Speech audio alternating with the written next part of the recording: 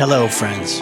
Welcome back to what I have chosen to call a history of rock and roll in film and rock and roll.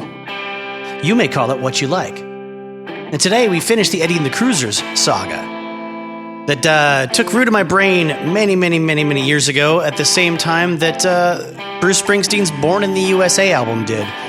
And we're going to get into great detail about that too. But first I want to say, during the time that you're hearing this, if it's new, within 3 weeks, I may be in the UK. And if you're a podcaster or you know a podcaster or anyone in the UK, we're talking London, Manchester, Glasgow, Belfast, reach out to me via Twitter at RockFilmRock, on the old emails at justtheworstever@gmail.com and justtheworstever on Instagram. If you know someone or you would like a guest on a show that likes yammering about rock and roll history and movie history, or being an American, I guess. But let's be clear, I still work a day job. I'm not a financially independent artiste. So I don't have enough money to make a life worth saving if you kidnap me and try to ransom me. And my family doesn't care about me enough to pony up that money either. If you chop off bits of my extremities and send it to them. All you will be doing if you murder me is making my debtors more upset. And for that, I will thank you. Now, today we're going to delve deeper into the book and Bruce Springsteen interviews, all of which I've found very illuminating, and I've enjoyed the research. You're going to enjoy my imitations of his voice later. But also, I want to address the obvious question here. What about Eddie and the Cruisers 2, Eddie Lives? Good question. I don't know how to answer that question because I don't believe that movie exists. In the Eddie and the Cruisers cinematic universe, the first film is Eddie and the Cruisers. The second film is The Punisher, starring Dolph Lundgren and Louis Gossett Jr. And that's it. That's the culmination of the Eddie and the Cruisers saga. Eddie becomes Frank Castle as portrayed by Dolph Lundgren. Dolph Lundgren does a great job as Eddie Wilson, I think we can all agree. And yeah, that's the end of that debate. I think we've solved it. I'm glad everyone's clear on that now. Let me get into the P.F. Kluge book a little bit, because it's wonderful. The next excerpt from the novel, that won't spoil anything about the story, I promise, and isn't in the movie, is a scene where Eddie Wilson's parents are being interviewed for a television magazine news program. Hi there, she greets the two palpably nervous oldsters. Mrs. Wilson raises to shake her hand. Eddie's father, with a cane in his hands, doesn't budge. He motions Charlene to a nearby chair. Rock and roll was pretty controversial music back in the 50s. Did you approve of your son's decision to become a rock and roller? Wasn't my decision to make, snaps the retired dentist. Was his decision. My old man said I should be a farmer. I felt like drilling in people's mouths. That was my decision. How about you, Mrs. Wilson? Whatever he decided. She has trembly hands. She folds and smooths an imaginary wrinkle in her dress. Stop that wobbling, scolds the old man. I'm not sure we wanted him to be playing a guitar forever, for the rest of his life, I mean. He had a wife to support, and we hoped someday there might be grandchildren. He never borrowed a cent, the old man interrupts. Not from us or anybody. Bought everything cash on the barrelhead. That's how I was raised. That's how he was raised. My wife didn't have anything to complain about. Neither did his. She still doesn't, I figure. Charlene smiles. Old folks say the darndest things. Did you like his music, Mrs. Wilson? No lies, Mother. Well, it wasn't quite what. Hated it. Couldn't stand the stuff. He leans forward, leering. I come from a time when we touched the girls we danced with instead of throwing them off walls. How do you folks feel hearing Eddie on the radio again after so many years? We were glad that young people find something. Not a bit surprised. All they've been doing is copying him for 20 years. I've got ears. Copycats is what they are. You call them rip-off artists. My day, we call them copycats. The two women retreat inside the house, up the stairs, down a hall. This was Eddie's room, his mother says. We kept everything as it was, only neater, of course. A bed with an Indian blanket, on the walls, pictures of 50s cars and baseball players, and Playboy-type bunnies, minus contemporary pubic hair. A closet full of clothes, shoes on the floor, a sleeping bag in the back. In one corner, a broomstick with a rack of 45s and a pile of LPs with the Cruisers album on top. And Eddie's radio, an old-fashioned Philco beehive. The fights we had about that radio, his mother reminisces. Eddie played it at all hours of the night. Why can't you listen to music during the day and sleep at night like other folks, we'd ask him. And Eddie would say he had to listen then because night was the only time he could pick up the stations from New York and Philadelphia that played the kind of music he'd like to hear. So many nights he'd sit up in the dark listening to that radio. His father said he was like a spy receiving secret messages. Charlene touches the radio. She strokes it. It's an antique now, Mrs. Wilson says, but it still works. May I? Charlene asks. Please. She reaches for the knob, faces the camera. Eddie Wilson now has been dead for almost as many years as he lived. But in his short span of years, he had time enough to do more than listen to music in a dark room. He made some music of his own, put it on the network, sent his message. She switches the radio on. Far away woman, she smiles. Message received. Time for a commercial. I started to turn off the TV, but before I arrived, the show was on again, with Charlene Madison back in the studio, trading tune-off banter with her co-host, a former quarterback. Billy, I'm sorry to say there's a footnote to our last story. The Eddie Wilson revival hasn't been an unmixed blessing, especially for his parents. Last Sunday, while the Wilsons were at church, someone broke into the Wilson home. They searched and robbed the house. That's awful, Charlene. Did they know whose house they were in? I'm afraid they did. That's the worst of it. The intruders moved from cellar to attic, but the only room that's missing anything is Eddie Wilson's. They cleaned it out, Billy. I spoke to Mr. Wilson today. He's hopping mad. Says if they come back, they'll get a souvenir they won't forget. That's one feisty gent, Charlene. Who would do such a thing? I mean, what kind of sick mind would? Eddie Wilson's material is very valuable. That's the theory the police are working on. Some world, Billy reflects. Next week, we'll visit with Cheryl Teagues, John Belushi, and baseball's mad Hungarian relief pitcher, Al Hrabowski. I want to say a special thank you as your narrator to Jane Curtin and the episode of Saturday Night Live from the third season that I watched last night that just inspired me to do that Charlene voice.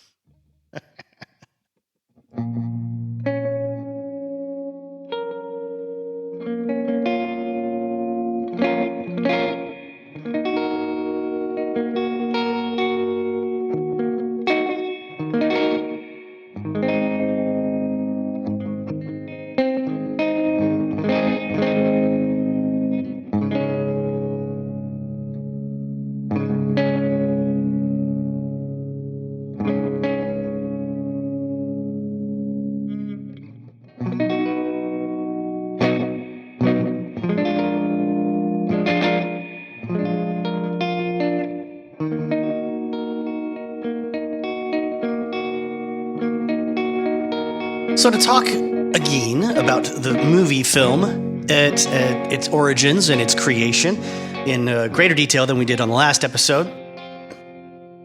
As we know, the filmmaker wanted to wrap up a lot of his feelings and affection for 30 years worth of rock music in a movie that would sort of explore what that means, to people and what it's like to be involved in it. It was then sort of fortuitous that he came across P.F. Kluge's novel, Eddie and the Cruisers, and was able to option it for the film, convert it into a script, making some changes. Of course, in the movie, there's no murder plot. In the film, it's part of the central, element, one of the central elements to the story. Instead of a Rolling Stone reporter and his, hyper sexy, horny girlfriend involved in moving sort of the narrative along with their conversations with our protagonist, Wordman. It's just a TV, magazine show kind of reporter that kind of factors in the beginning and the middle and the end of the movie just as a framing device, a narrative device. They did at least keep the sort of, looking back in different sections of the past in flashbacks, kind of like what Orson Welles did with Citizen Kane. But I mean, a lot of novelists do that, but Citizen Kane is sort of the format when it comes to making a movie like this. Also, of course, last episode we covered Eddie and the Cruisers. I went in deep on Arthur Rimbaud, excuse me, and I pronounce it like I read it, like an American. Got to remind myself that David Morrell used that pronunciation for Rambo intentionally. And A Season in Hell was the sort of main creative inspiration for Eddie of the movie, whereas in the book, it was Walt Whitman's Leaves of Grass. I think we can all agree that A Season in Hell makes a much more badass rock album title than Leaves of Grass. So when it came to casting, one of the first big, discussions had to be about Rick Springfield. Rick Springfield himself lobbied very, very intensely for the part. He obviously was a known commodity on the pop world, the rock and roll and pop world. I mean, he didn't just come from out of nowhere. He's at that time well known for already being an established actor on the daytime drama General Hospital. He had an active, rock singing solo career all through the 70s in his native of Australia before getting a big hit in America in 81 with Jesse's Girl, and getting a Grammy for Best Male Rock Vocal Performance at that time. So he had, professionally, he had the goods. It didn't seem right for the director, though. He said, nothing bad about him as an actor or anything. He just didn't feel like he could convey the era of rock and roll that Eddie needed to. I dare say that I would be suspicious in that kind of a casting choice myself, thinking that, this person's going to want to make it the Rick Springfield show, right? There's going to be management getting involved and trying to change things and change how he's presented. And, I probably didn't feel like he was going to pull off the gravitas and the mystery and the sort of the somber quality of Eddie Wilson. Maybe those are my thoughts, no one else's. But someone who lobbied also on Rick's behalf was Joe Brooks. He is a songwriter who is known for writing Debbie Boone's You Light Up My Life, and he offered up $250,000 to help produce this movie on the condition that Rick Springfield was hired for the role of Eddie Wilson.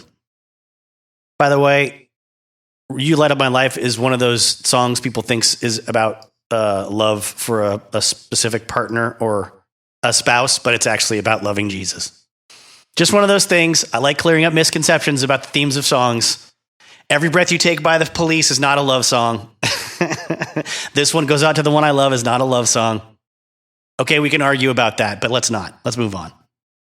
But moving away from Australian American artists and into folks known for the New England area, your Delaware, your Boston areas, perhaps, we also had some folks coming around from the Jay Giles Band and also George Thorogood of his Delaware Destroyers. Jay Giles was Boston. And, of course, there was a time when they were trying to woo Bruce Springsteen to be in the movie, write for the movie, sing on the soundtrack, something like that.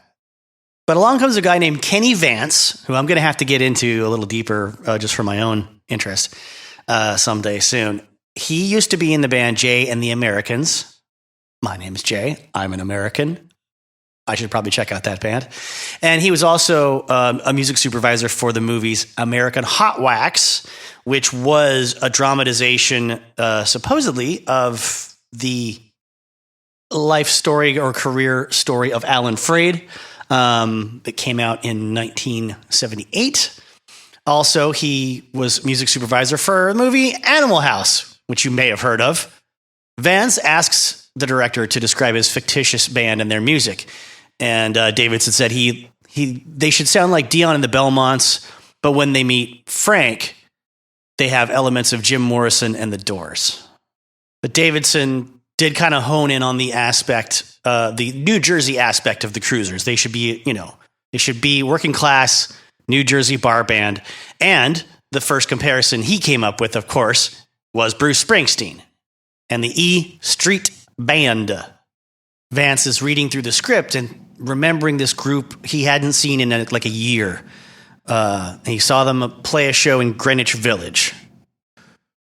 He says, I wind up finding these guys and go up to Pawtucket at Rhode Island, where they're about a day away from getting day jobs. And they're all sort of staring at me, thinking, oh, another bullshit story. I say, no, this is for real. He's talking about John Cafferty and the Beaver Brown Band, not the E Street Band. But Bruce had already had some involvement with John Cafferty and the Beaver Brown Band. He had talked to them kind of early in their whatever career, whatever it is you call it when you're playing shows and starting to get paid. He actually helped them through some songwriting and arranging issues they were having. He gave them pointers on how to sort of present themselves, how to write well for what they're trying to communicate in their sort of format, John Cafferty said it was like getting batting tips from Mickey Mantle.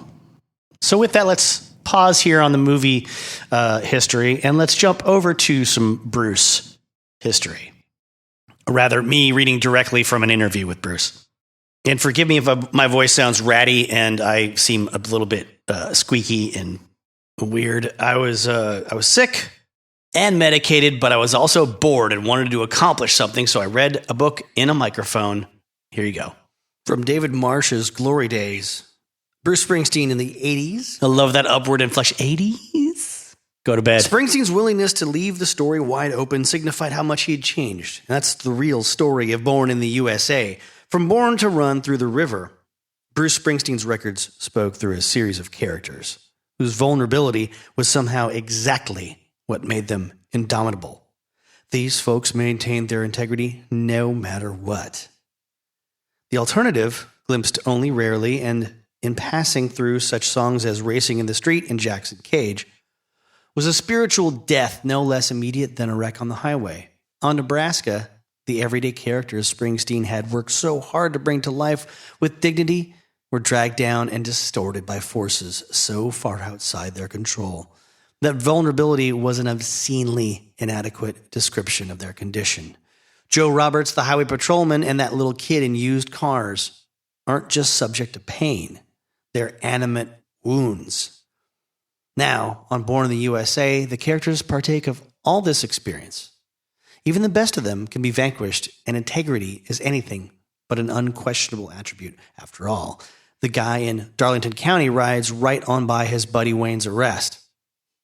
But these characters aren't the bizarre manifestations of good and evil found in Nebraska. They're just folks again. Even though you could halfway imagine the guy in Born in the USA as Frankie, the bad brother of highway patrolman, nobody here starts that low in the pit, much less as far down as the guys in Atlantic City and State Trooper. And that's exactly why, when these people get kicked around, they stay down for the count. Foreman says those jobs are going, boys, and they ain't coming back. And that's final. The 35-year-old father who sings this central message in my hometown talks of moving on, but imagines no way out, for none exists. It's not like there's some town out there unaffected by all the things that have happened in his hometown. And unlike the gas-guzzling dinosaur of Ramrod, he's mature enough to know it. In the face of such circumstances, the defiant slogans of Badlands and Thunder Road would seem worse than false. Shouting them now would have been a betrayal of everything that sticking to those slogans had taught Bruce Springsteen. It wasn't that statements like, "It ain't no sin to be glad you're alive," were suddenly untrue, but that the inadequacy of such incantations by themselves was now exposed. There is a progression of understanding embodied in Born in the USA, particularly in those haunted final lines. I'm 10 years burning down the road, nowhere to run, ain't got nowhere to go. The speaker is a Vietnam veteran, but given his Motown illusion and the highway imagery, he's also unmistakably Bruce Springsteen. That progression, call it growing up, is also embedded in the sequential structure of the album, which moves forward by oscillating between the desperate and the hysterical. Cover Me melts into Darlington County. No Surrender becomes Bobby Jean. Glory Days slides into Dancing in the Dark, and that story erodes into My Hometown, as if each speaker stopped the preceding one to say, "You think you got problems."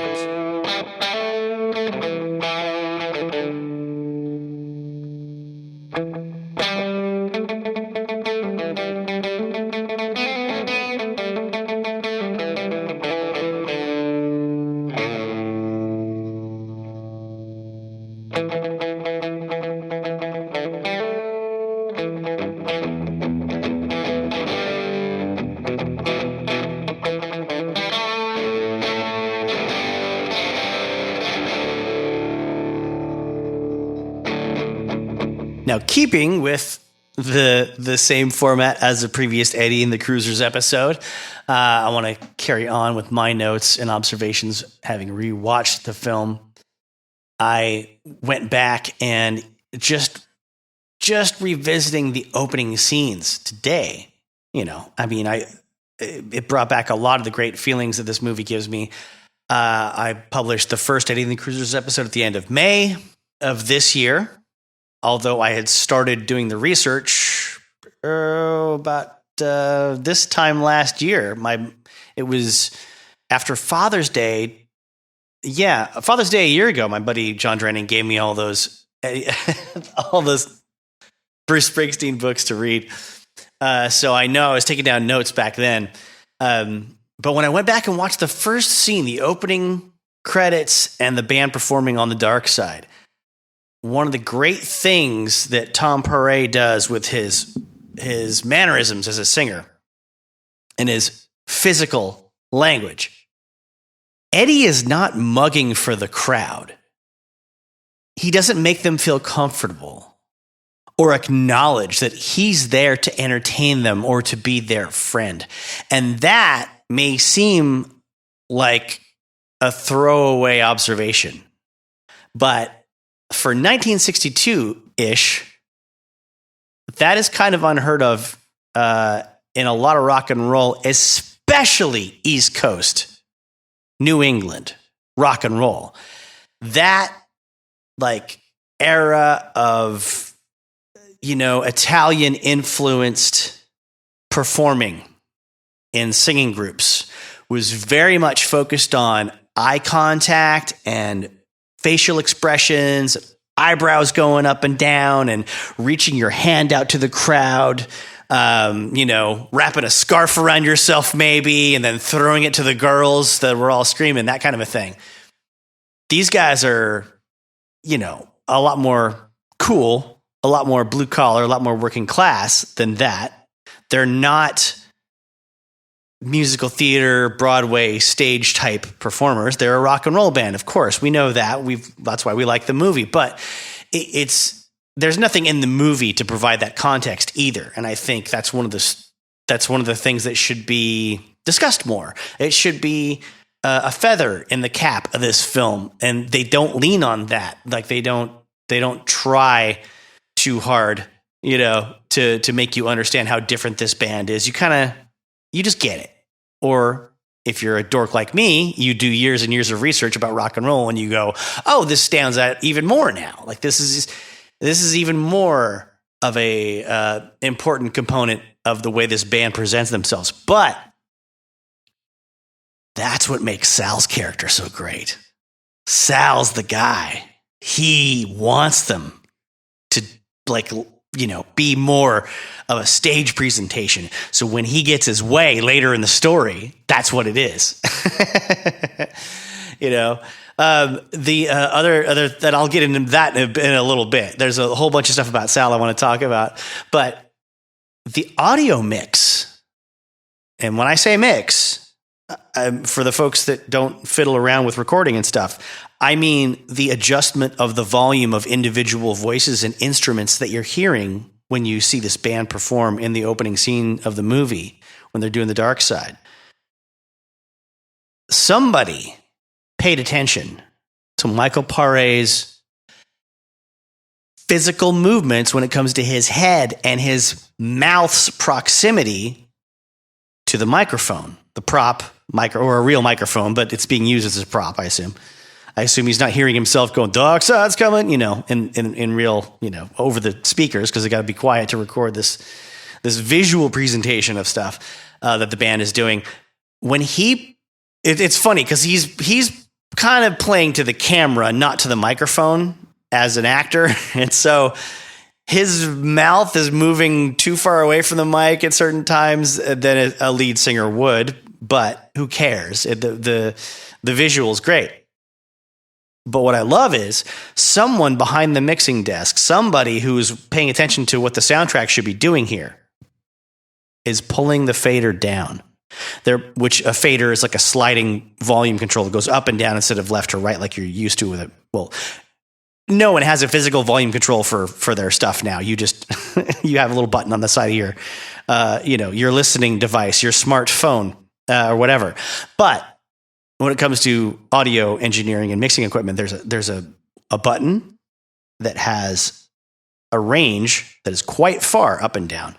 And when you yank it down, it takes that voice away. It's clearly just the lead vocal. Whenever Michael Paré moves his face away a little too far from that microphone, somebody did their homework. And it's great. And I love noticing that now. It's so fantastic and cool.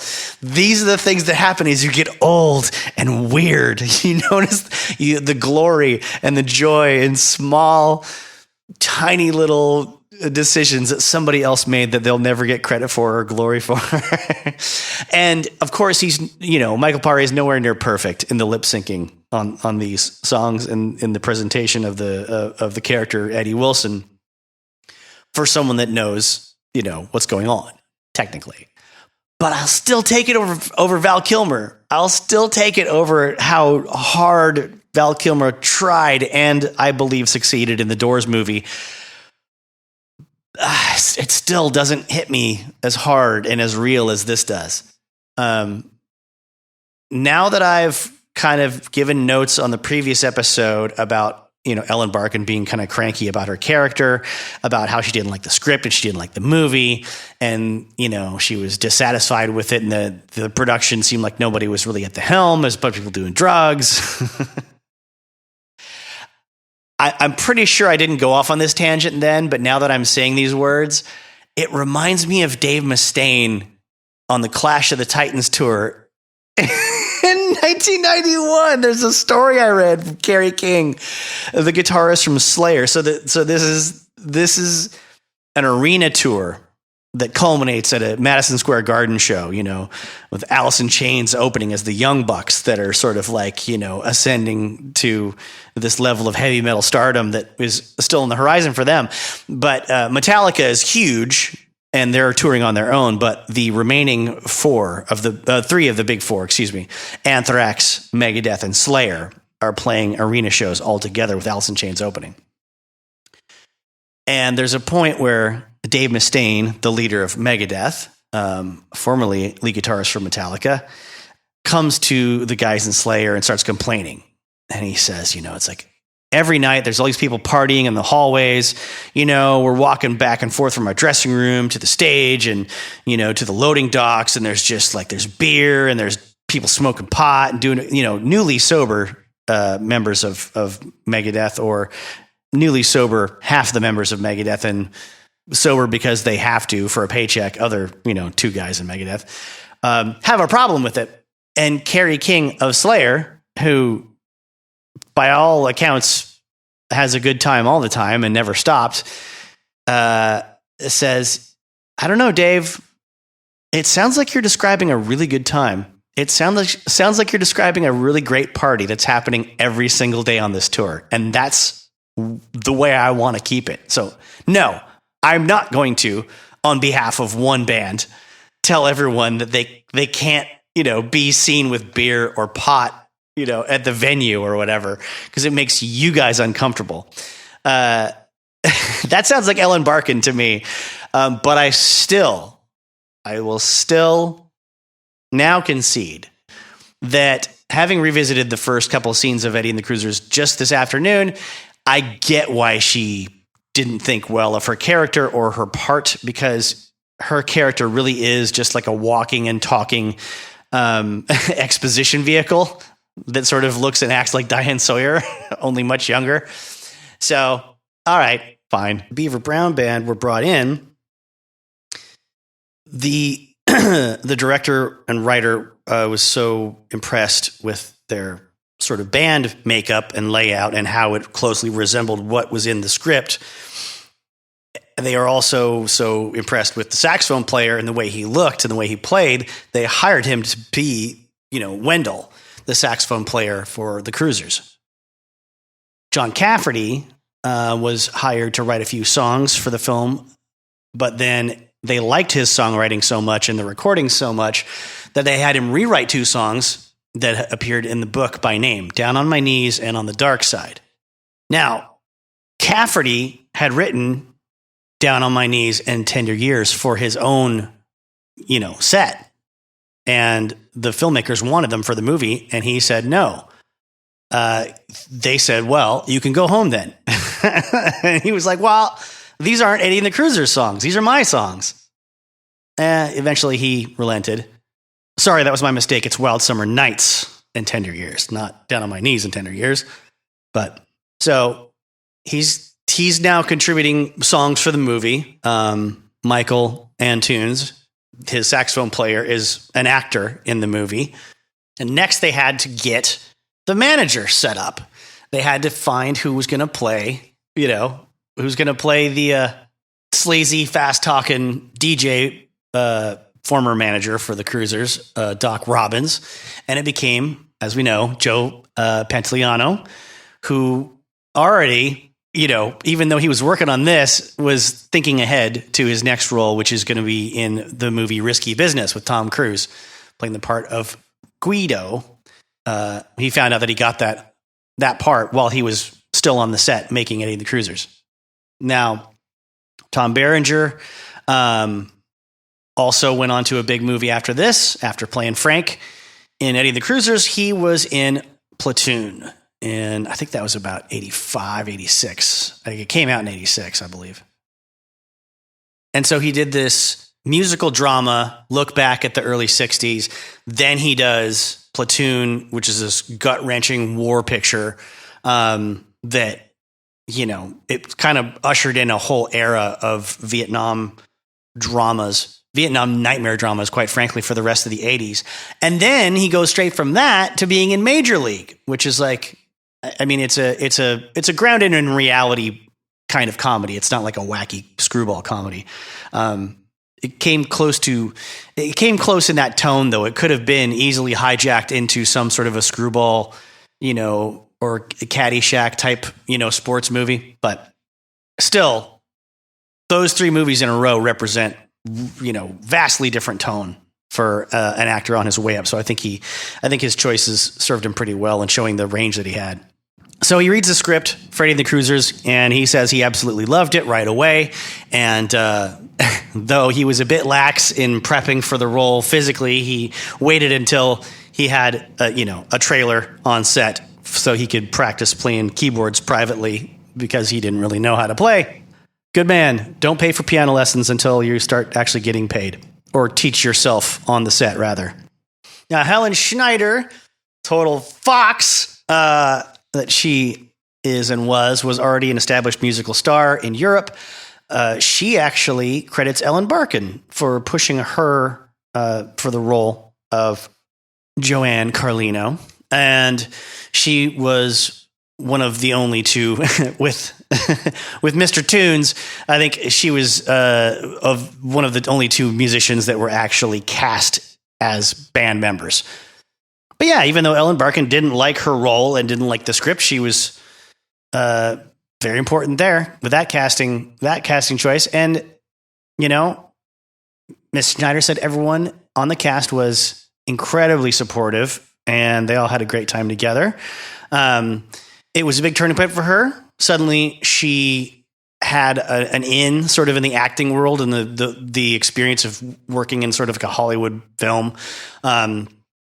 After that, her career as an entertainer did take some different terms because she now had, she had this acting experience to draw on and to use to propel her into other projects. So obviously that worked out well for her back in Europe.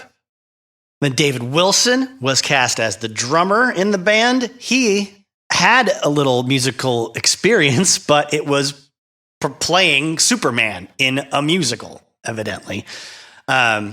So he probably got some rudimentary drum lessons to sort of be able to get through the scenes. Then Matthew Lawrence got, obviously, the bassist job playing Sal.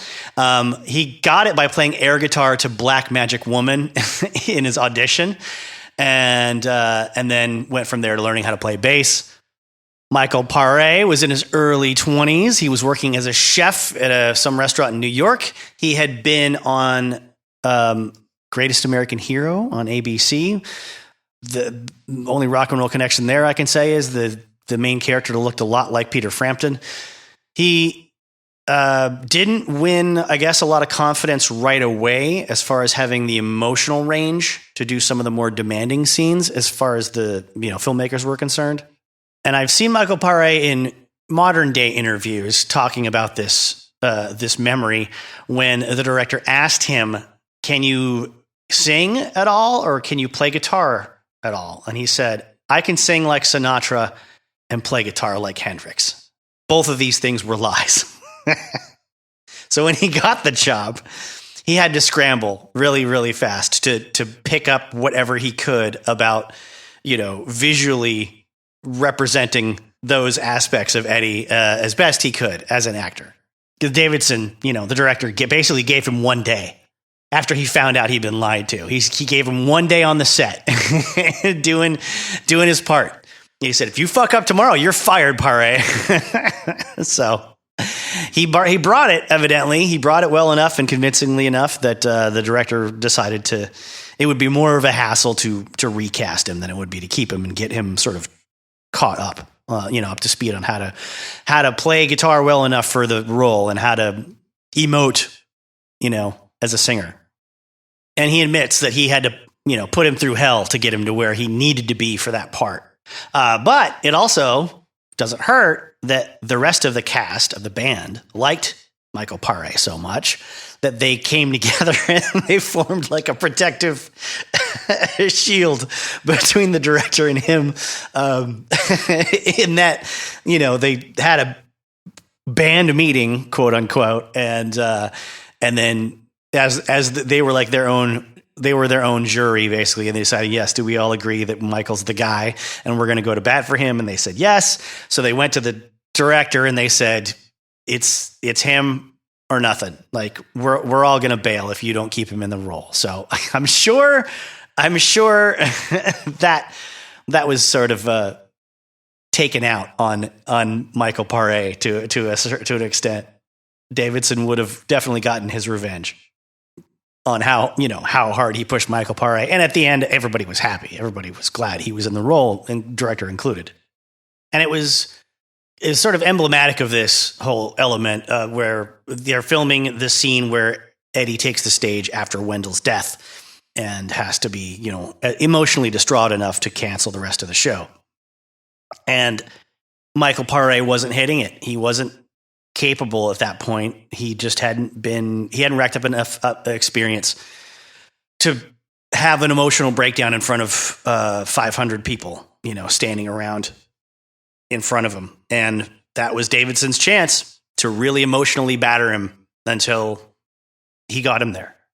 And that was when he knew it was going to be okay. When he said he basically just treated him worse than he'd ever treated any actor he'd ever worked with. And it got the right, the effect, it took hold and got the results he needed for that scene.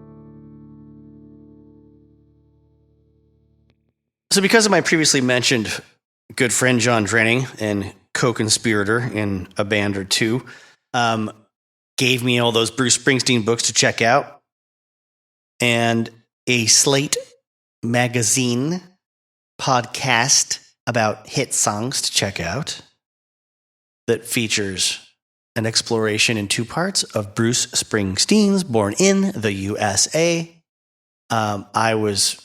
I was struck by a couple of comments that I heard while really enjoying this deep dive into Bruce's career before Born in the USA and then analyzing what happened soon after it. And the part of the Slate magazine podcast episode where they discuss Born to Run, I heard this and recorded my reaction thusly.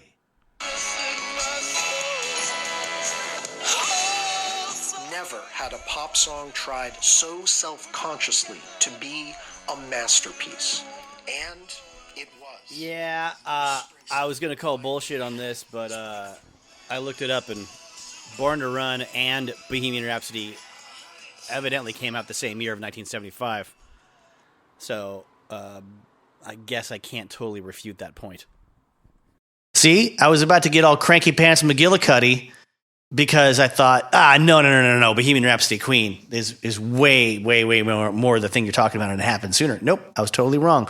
And it goes to show that I don't give Bruce Springsteen and the E Street Cats enough credit when it comes to how early they accomplished a lot of the stuff that they did. My perception, of course, is way off because I was a child of about 6 when Born in the USA, not the Born to Run, came out.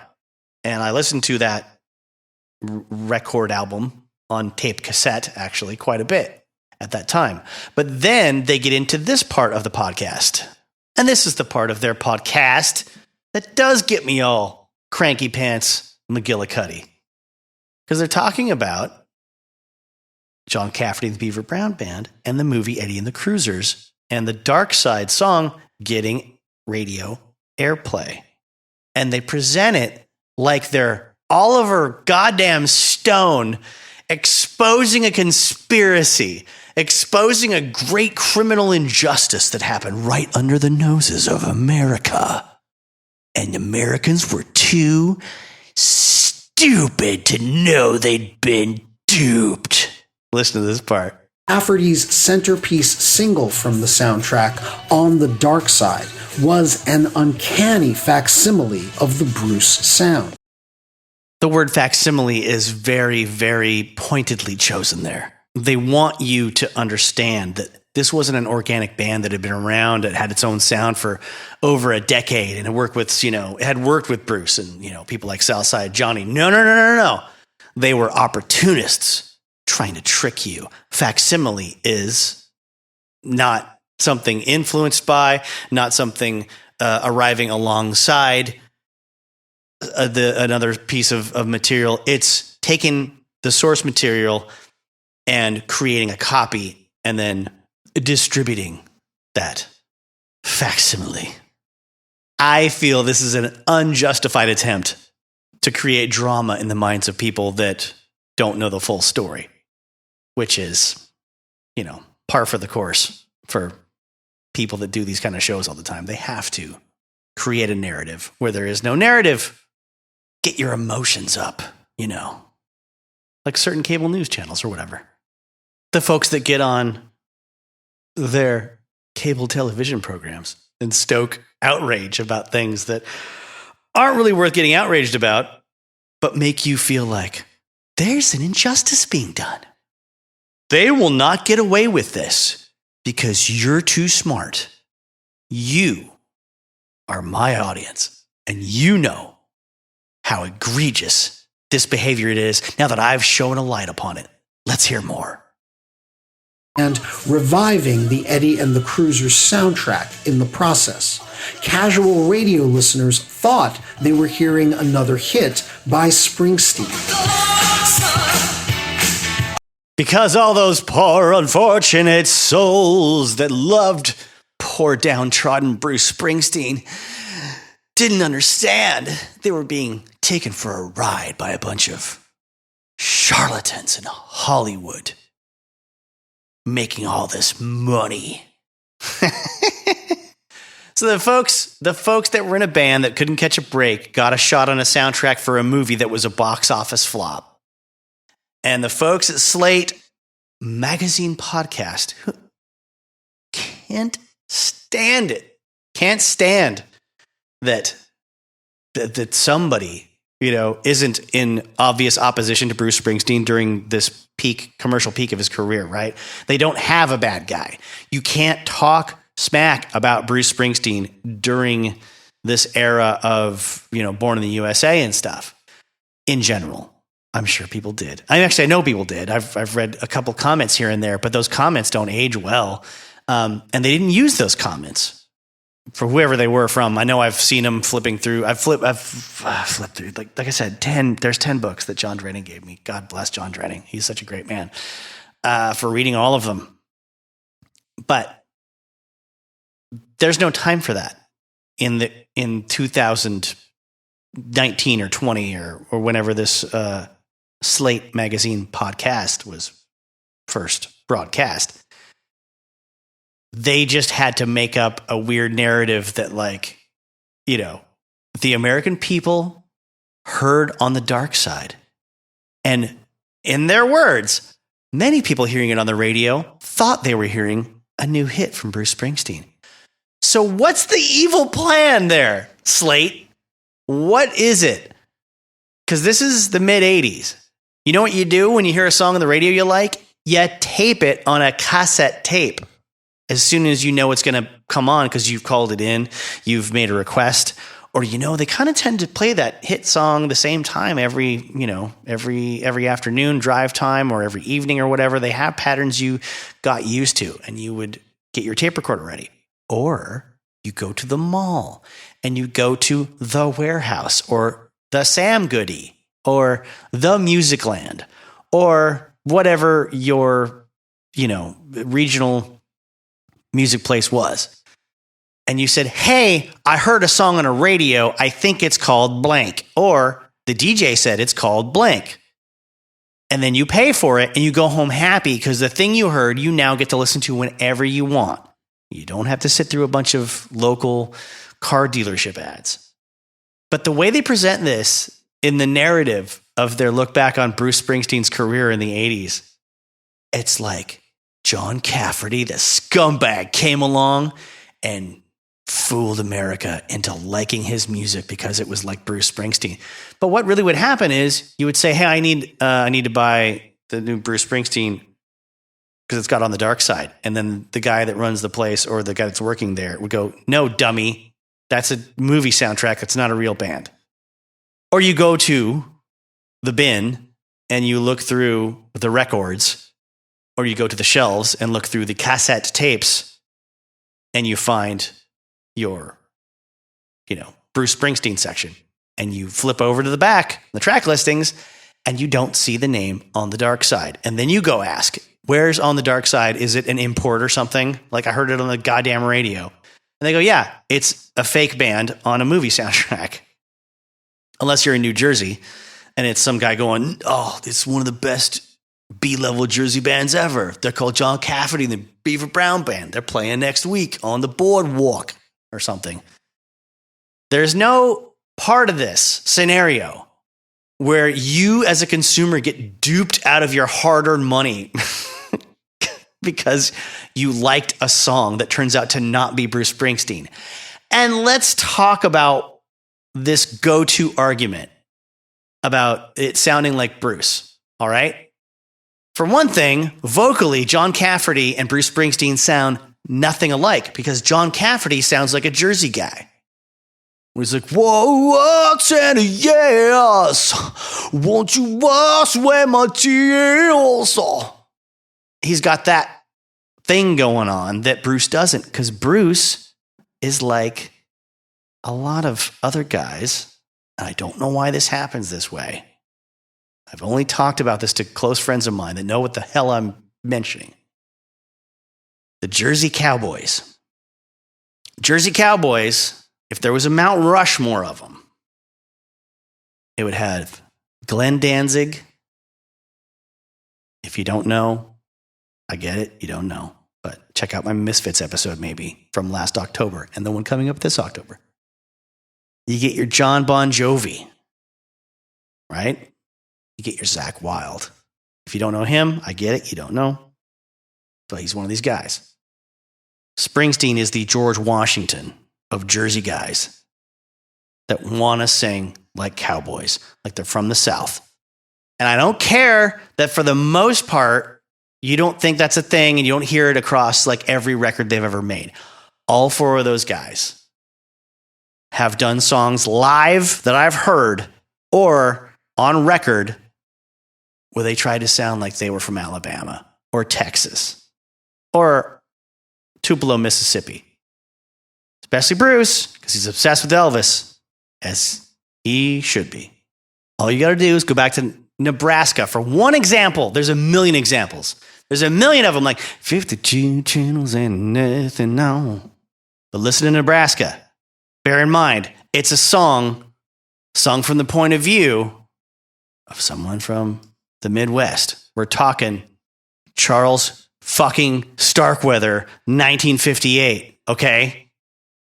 You know what people from Nebraska or the Midwest in general that went maybe on a killing spree during that time would not sound like? Someone going, I was standing out there feel alone. That would be survivor war. Does that sound like New Jersey either? It doesn't sound like New Jersey. Most of Bruce Springsteen don't sound like New Jersey. It sounds like a dude that grew up wanting to be Elvis, but not doing an Elvis impersonation. By comparison, the Eddie and the Cruiser stuff, real level on the soft touch. I'm running down my dear, but there was their off. Down on my knees.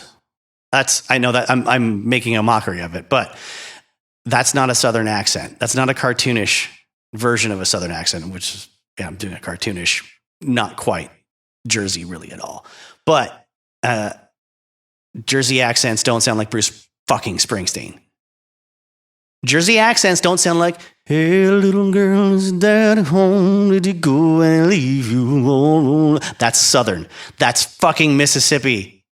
It's a Jersey guy doing Mississippi. Don't fucking get pissed at me if you're from Mississippi. You're like, that doesn't sound like me. Sorry, that was a way worse. That was a way worse voice to do for Mississippi.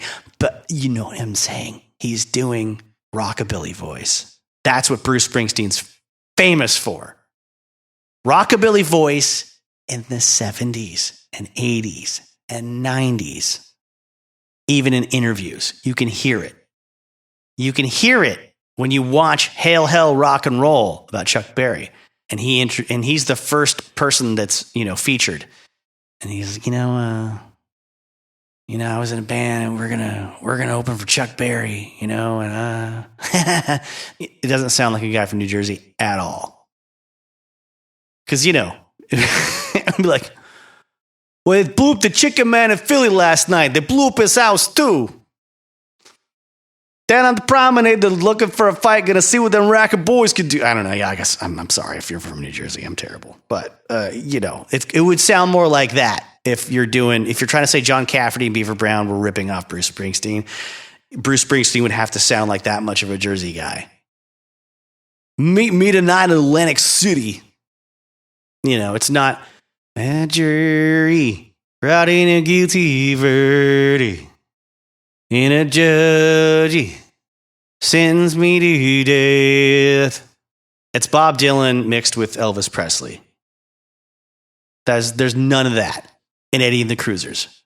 Cafferty sounds more like Carl from Aqua Teen Hunger Force back in the early 2000s than he does Bruce Springsteen. There's a broad. There's a broad right there. Hey! Yeah, you dingbat! I want a pitcher of beer, fried jalapenos, the nachos grande, and let's start with 50 wings extra hot and keep the ranch coming. You know it to be true. I'm going to be farting blood over here. Yeah! And by the way, I was in a restaurant once, and a group of people came in, told their server, hi, we're all from Slate Podcast. the Hits podcast is from Slate Magazine. Have you heard of us? And the server said, I'm sorry, I'm 21 years old and I don't know what you're talking about. Are you NPR? And they said, no, dumbass, we're very important people. And I was shocked to hear them say that. It may not have been people from Slate, but they said they were. And they said, how much veal can we purchase from you right now? Because we only eat veal. And the server said, well, we don't find that to be a very, moral practice, raising and slaughtering and selling animals for veal dishes. And they all started screaming and shouting, there's no such thing as rape.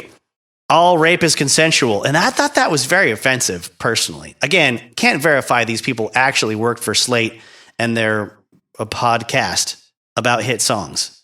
But one of them looked to me and said, you look like a son of a bitch that's going to start talking about Eddie and the Cruisers. That movie sucks. It was really weird. It was very random. This all happened 4 years ago, before I even started working on this podcast, before the history of rock and roll and film and rock and roll was even a thing. I'd actually blocked it out of my memory this entire time. But now that I'm speaking about it, now that I'm going back through these details and listening to the audio, I feel very, very safe saying this stuff because of you, my listener, my supporter. I feel safe in the face of physical and verbal intimidation from these people that identified themselves as the production team and creators of Slate's podcast about hit songs throughout history that is very popular and very, very successful and mostly informative. And if you like this show, let me detour for a second and just say thank you. I always thank you at the end of every show, but in this case, I want to say thank you for helping out a show that to other people would seem rudderless and aimless and with no focus whatsoever, because we don't do, a lot of consistent themes. We don't focus on just movies or just music or anything remotely sustainable or smart when it comes to the content creation, like, other successful podcasts do. And your attention means the world to me. Your enthusiasm means the world to me. What would be even better if you could do me a favor or do your own soul a favor is to tell anyone about this that you think might like it. Pass along a link to an episode about a movie or a band or artist that they might enjoy. Or there's a link in the description to other ways you can support. Follow on Instagram, follow on Twitter, donate money, buy an inspirational t-shirt that says, kindness and empathy are false gods. Betray those who love you and die screaming in the forest, clutching their belongings. And about 7 other slogans I came up with about dying in horrible ways, because I seem to have that kind of time on my hands. I say seem, even though I don't. Now, in a review for New York Times, Janet Maslin wrote about this film, some of the details ring uncannily true, like the slick oldies nightclub act that one of the cruisers is still doing 20 years after Eddie's supposed death. Other aspects of the film are inexplicably wrong. Eddie's music sounds good, but it also sounds a lot like Bruce Springsteen's, and it would not have been the rage in 1963. Good point. But maybe you're overlooking the fact that one of the central points of Eddie's conflict is the fact that people don't get his art or his music. His own band members don't get it. The movie only shows the band getting successful in bar crowds, in dive bars that are, roadhouses full of people, but it never shows them getting over on a national level. They reserve that for the modern day discussion of how influential Eddie was and how popular Eddie was. They had singles, before he died. But the whole point of the film was that the stuff that sounds modern got buried. he was too forward thinking, and he wanted too much of a sound that would have been out of the ordinary for what was acceptable at the time, but it was modern and forward thinking in terms of, production and probably layering of certain kinds of, certain methods of tracking and overdubs and atmosphere and darkness. That's the point. That's what gives you the out when you enjoy this soundtrack. I don't love how 80s it sounds in some places, but for the most part, there's a lot of things the Eddie and the Cruisers arrangements do that would have mimicked a early 60s sound, like what Phil Spector was doing with, his production techniques. They didn't have the budget to do what he did with 50 musicians in a room and then layering those takes and doing that kind of thing to produce that. But the E Street Band arranged their songs to evoke those same feelings. And I think that's what people unknowingly were connecting with in their heads when they talk trash about this stuff. The E Street Band did live with its multitude of very professional performers what songs from the early 60s did only in the studio. The idea with Eddie and the Cruisers and A Season in Hell is that you had 5 people and then someone at the helm with a creative vision like Eddie that demanded more work be done in the studio than they could pull off live, and that it would be more atmospheric, and it would be the kind of thing that in the 80s would influence young artists, which again, I say again, but that's because I probably said this later in this episode, but I will repeat myself preemptively. That's one of the things that the novel does a little bit better than the film.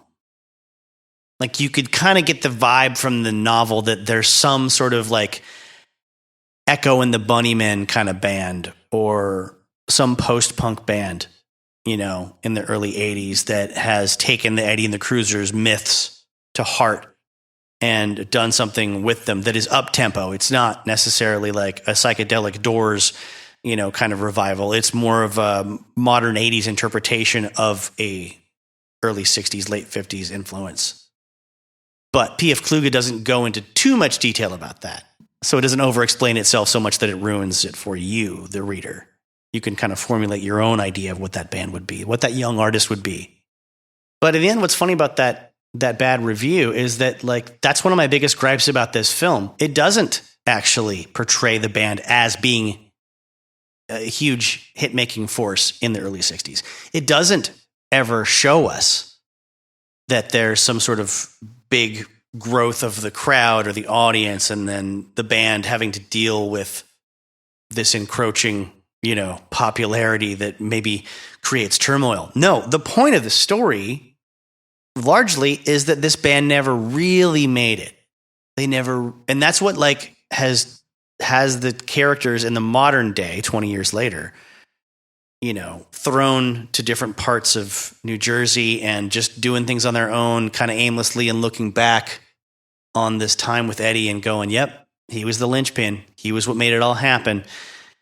After the word man came along especially, but really nothing would have happened. I didn't do anything like this after he died.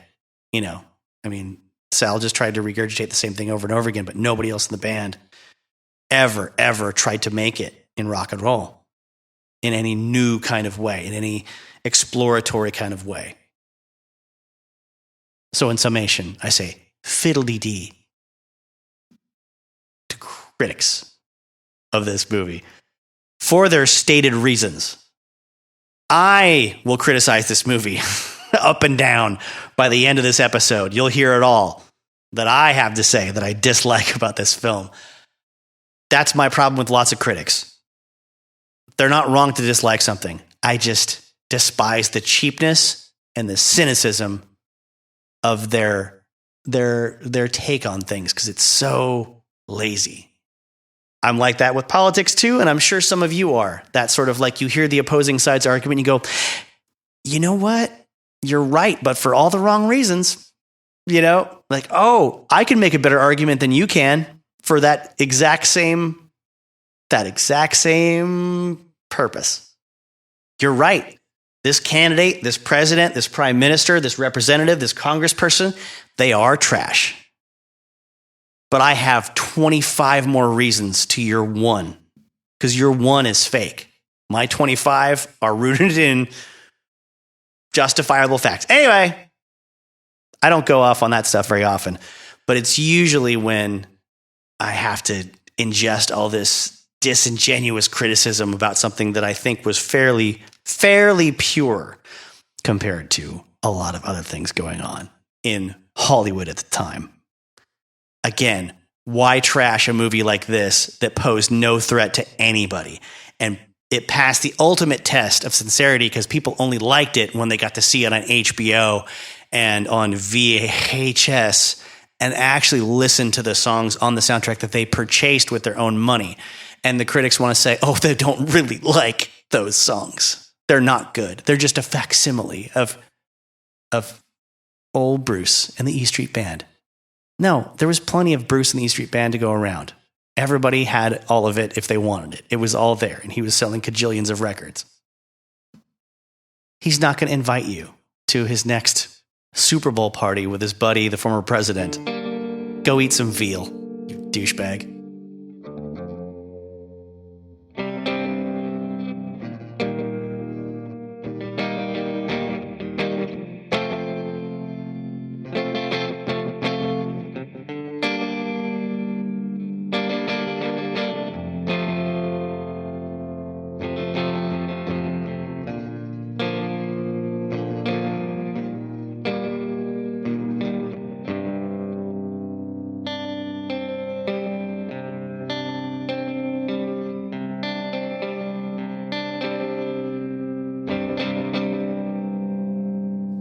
Now, let me leave the movie talk for a little bit more, and let's jump into some Bruce talk. I want to read a few excerpts from the 33 and a Third book for Born in the USA by Jeffrey Himes. I hope I pronounced that correctly. The 33 and a Third series has been hit and miss for me. I know there are some of these books that are amazing. I was severely let down by the Nine Inch Nails Pretty Hate Machine one. Please don't buy that one. It's... Wait for my episode of The Crow, and I'm going to read the only pertinent parts on that when I do my Crow episode about Nine Inch Nails and Joy Division. But this seems to be a great one if you love Bruce Springsteen, and of course my good friend John Draining really, really, really does, and that's why he gave me an entire shopping bag full of books about Bruce to read for this little Eddie and the Cruisers series. So this is kind of talking about the early 80s Bruce Springsteen stuff. There's a monologue from May 11th, 1981 in Manchester, England. He says, as I grew older, he's saying this over the organ introduction to the song Independence Day, I didn't see how my life was going to be much different than my father's, because it seemed that if you were born in a certain place, things didn't change much for you. All I could remember him doing was sitting at the kitchen table at night with the lights out, smoking a cigarette, waiting for it all to go away or something. I tried to think, what was the thing that we all had in common? Why did it, time after time, end up that way? And it was that we didn't have enough knowledge about the forces that were controlling our lives. I started reading this book, A History of the United States, and it seemed that the way things were was not the way they were meant to be. The way my old man was living, and his old man, and the life that was waiting for me. That wasn't the original idea. But even if you find those things out, it's so hard to change those things. It wasn't until I started listening to the radio and I heard something in those singers' voices that said there was more to life than what my old man was doing and the life that I was living. And they held out a promise. And it was a promise that every man has a right to live his life with some decency and dignity. It's a promise that gets broken every day in the most violent way, but it's a promise that never, ever fucking dies, and it's always inside of you. But I watched my old man forget that, and don't let it happen to you. What's fascinating about this monologue, this is the text now of the book, not me, is the way Springsteen looks to books for information and to music for inspiration, to the one for realism and to the other for idealism. The collision between the two would come to dominate his songwriting from 1978 onward. The more he read, the sharper, the more unavoidable the conflict became. If the American dream and the rock and roll promise are a kind of social contract, and that contract is unfulfilled for most people, what do you conclude? Do you dismiss the contract as so much naive romanticism and accept reality as a dog-eat-dog world? Do you dismiss all the evidence and accept the reassuring claims that the contract is working? Or do you believe in both the promise and the actual results? Do you try to describe the gap between them and try to find ways to close it? Springsteen chose the latter course. He had learned too much to ever go back to his earlier romanticism, but he still retained a faith that made a lapse into the nihilism of the Velvet Underground or the Sex Pistols impossible. In the winter of 1981 to 82, as he started writing the songs for the Nebraska and Born in the USA albums, this was his challenge. Beginning with the Darkness album, he wrote in songs that he was searching for a tone somewhere between Born to Run's spiritual hopefulness and 70s cynicism. I wanted my characters to feel weathered, older, but not beaten. The sense of daily struggle in each song greatly increased. The possibility of transcendence or any sort of personal redemption felt a lot harder to come by. This was the tone I wanted to sustain. I intentionally steered away from any hint of escapism and set my characters down in the middle of a community under siege. Fascinated by director John Huston's 1979 movie, Wise Blood, recommended by Landau, Springsteen read the Flannery O'Connor novel that it was based on, and then many of her short stories as well. For your narrator's part, I have a copy of this book that was given to me by a friend of a friend that I met in Austin, Texas, I think it was, many years ago, and I've cracked it open a few times and I've still never read it, much to my dismay and my shame. But it is also the title of one of my favorite albums of all time by Corrosion of Conformity. Highly recommend that. Let's see. It also says he took the titles of two of her stories, The River and A Good Man Is Hard to Find, and turned them into song titles. Soon he was employing not just her titles, but her techniques as well. So this is going to make me feel really bad for not having read this book yet. One of the great devices employed by O'Connor and such fellow Southern writers as William Faulkner and Eudora Welty was to tell stories through the eyes of a child. Because youngsters don't always understand what they're witnessing, they can describe things with a wide-eyed innocence and leave it to us, the readers or listeners. Oh, excuse me. Hang on. I got to stop. It wasn't that gal in Austin, Texas that gave me Wise Blood. It was my good friend Bill Fountain that gave me Wise Blood because he knows I loved that album. I made him listen to it in the car a lot because Bill didn't drive in 1996. It was The Other Policeman by Walter O. Flannery? Someone with a name that sounds like Flannery O'Connor. It's an Irish author. Sorry about that, folks, but I don't want to edit this. I don't want to chop that out. More fun this way, right? Come on, it's more human. Let's see. Things that come back to you when you have a strange sensation that you're giving the wrong information about your own memory, your own experiences, which nobody could call me on if they heard this anyways. Let's see. So back to the use of children as the observers in a story or a song. It says, this makes us participants in the story. And with that kind of investment, we're more likely to appreciate the gap between reality and the narrator's innocence. Springsteen used this device brilliantly on 5 songs he wrote between 81 and 84. Mansion on the Hill describes a young boy and his sister hiding out in a cornfield, watching rich people who are laughing at a party in a mansion that sits above the town's factories and fields. For the youngsters, it looks like Disneyland. But to us, the locked iron gates represent the kind of class divisions that have spoiled the American dream. In Used Cars, the same narrator and the same sister resent their father for buying a boring used car instead of an exciting new convertible. The youngsters think it's a failure of imagination, but we know the financial realities that dictate the choice. In My Father's House, the narrator dreams that he's a child again, running through the trees and brambles till he collapses in his father's sheltering arms. But when he awakes and visits the house in real life, the woman who answers says, "I'm sorry, son, but no one by that name lives here anymore. My hometown, opens up with an 8-year-old boy rushing with a dime to buy a newspaper at the bus stop, giddy to be running the streets of the only home he's known. Only in the later verses, when he becomes an adult, does he discover the town's darker side. The Klansman is sung by a young boy in his daddy's kitchen who finds the recruitment pitch by a Ku Klux Klansman very seductive because he has no context.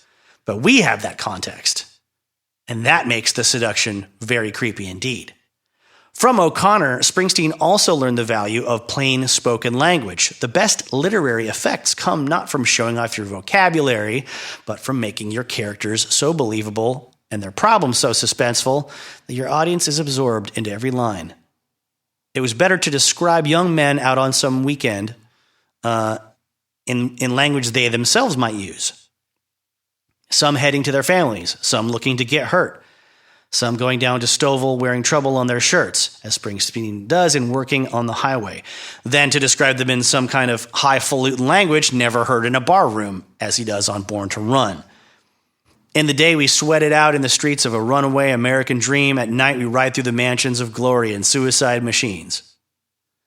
As books expanded his horizons, Springsteen began to look beyond his home turf of New Jersey in his songwriting. The song Nebraska, of course, takes place in the Midwest. Cadillac Ranch describes a real place in Texas. The two friends in Darlington County leave New York for jobs in South Carolina. The protagonist of Child Bride and Working on the Highway elopes to Florida. Joe Roberts chases his brother across the Michigan-Canada border in Highway Patrolman. The displaced farmers of this hard land roam from Houston to the Rio Grande. I grew up saying Rio Grande, but whatever. Sometimes it should be pronounced Rio Grande, I think, right? The Promised Land opens up in the Utah desert. Reason to Believe ends with a southern riverside baptism straight out of O'Connor's world. O'Connor was born in Savannah, Georgia in 1925. She died of lupus at the age of 39 after finishing just 2 novels and 28 short stories. As part of the Catholic minority in the Bible Belt, she was enough of an outsider to have some perspective on the rural Southerners around her, but enough of an insider to get their eccentricities just right. Her Northern education gave her the tools to tell her stories well, but her subjects were always Southern. She retained an unwavering faith in Christian redemption, but nearly every story she wrote tested that faith against examples of crime, cruelty, delusion, and failure of every kind. The examples were vivid, but faith always prevailed.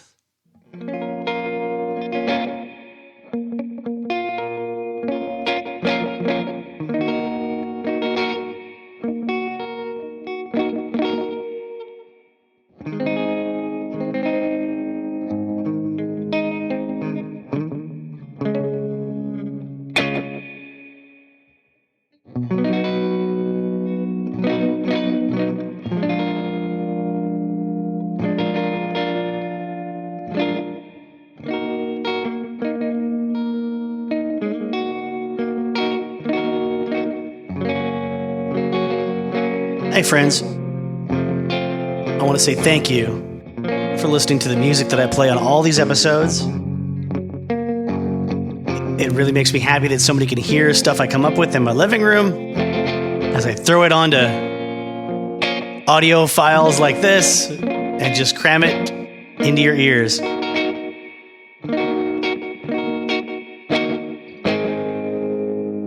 If you want to support the show, check the links in the description. Give us a follow on @RockFilmRock on Twitter. Give us a follow on @JustTheWorstEver on Instagram. And give me all of your money via PayPal or Venmo or whatever link is currently there in the link tree.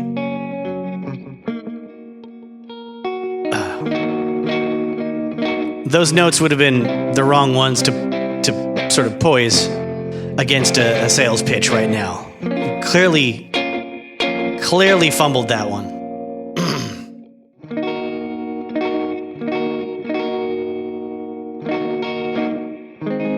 Oh well.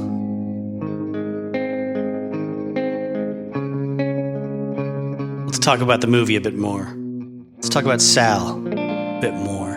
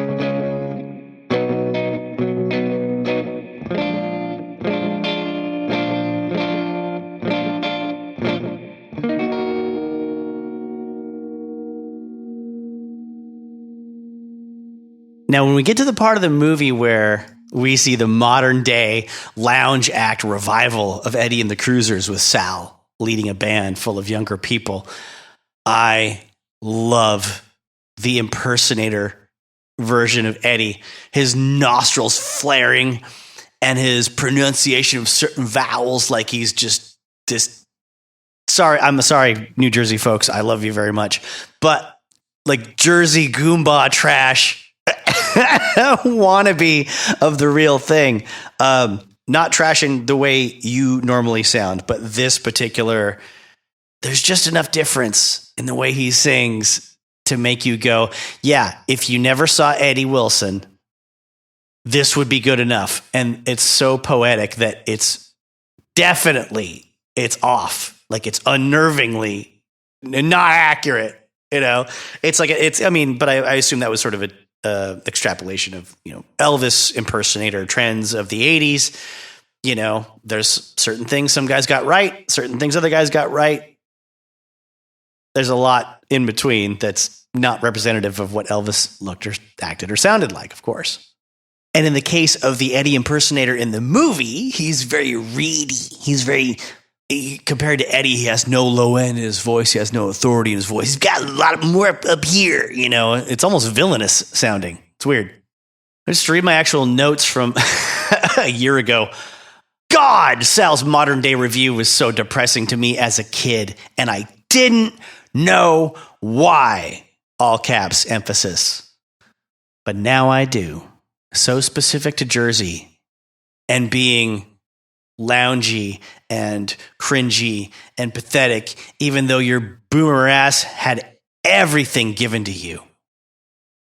And then I wrote, fuck, do I have to read this book now? Obviously I did. Damn it, Sal really is like the Johnny Ramone of the band in some ways. There's definitely a power struggle. That why can't we just do the stuff people like over and over attitude, which was Johnny Ramone's sort of mentality for the Ramones in the 1980s and first half of the 1990s until they all called it quits. It was just like, stop trying to change our production sound. Stop trying to write more poppy songs. We couldn't have a hit with Phil Spector. We're never going to have a hit. Let's keep playing hard-edged, 4-chord punk rock songs fast and loud. To the point that like the rest of the band wrote songs with lead guitars and other overdubs in them that he refused to play. He would just play his rhythm guitar stuff and then leave. There's many times that their producer or engineers would play lead guitar parts and melodies for Johnny Ramone because he refused to stay in the studio to do them. He was trying to keep the budget tight. And I think that's what Sal was all about as well. But Johnny Ramone could still write songs. Sal clearly is pimping his new stuff, but he's got no right to do this under the banner of Eddie and the Cruisers. I love it. I love how tragic and poetic it is. Other people don't have to deal with this. Musicians have to deal with this. If people that write plays, people that act in plays don't deal with this kind of thing. You can replicate the same thing over and over and over again. You're doing a great job. That's what magicians try to do. That's what, I don't know, most of show business is, except for, I guess, like stand-up comedians and musicians. You got to keep cranking out new stuff or giving your audience a new spin on your old stuff. Except for the ones that hate when you do that, of course, and you can't read their minds. So you got to figure out what your path to success is. What was yours, Jay? Damned if I know. Moving on to my other notes, I wrote, God damn, what a perfect capsule for, I assume I meant time capsule, for 80s nostalgia for the early 60s this is. The crowd members in the 80s with mustaches and gray suits the one female in the band is so happy to be singing. It's pathetic and awful, even though she's a great singer. She looks like Pat Benatar without the threat, without the edge or I don't want to say aggression is not quite the right word, but that power, there's no mystery.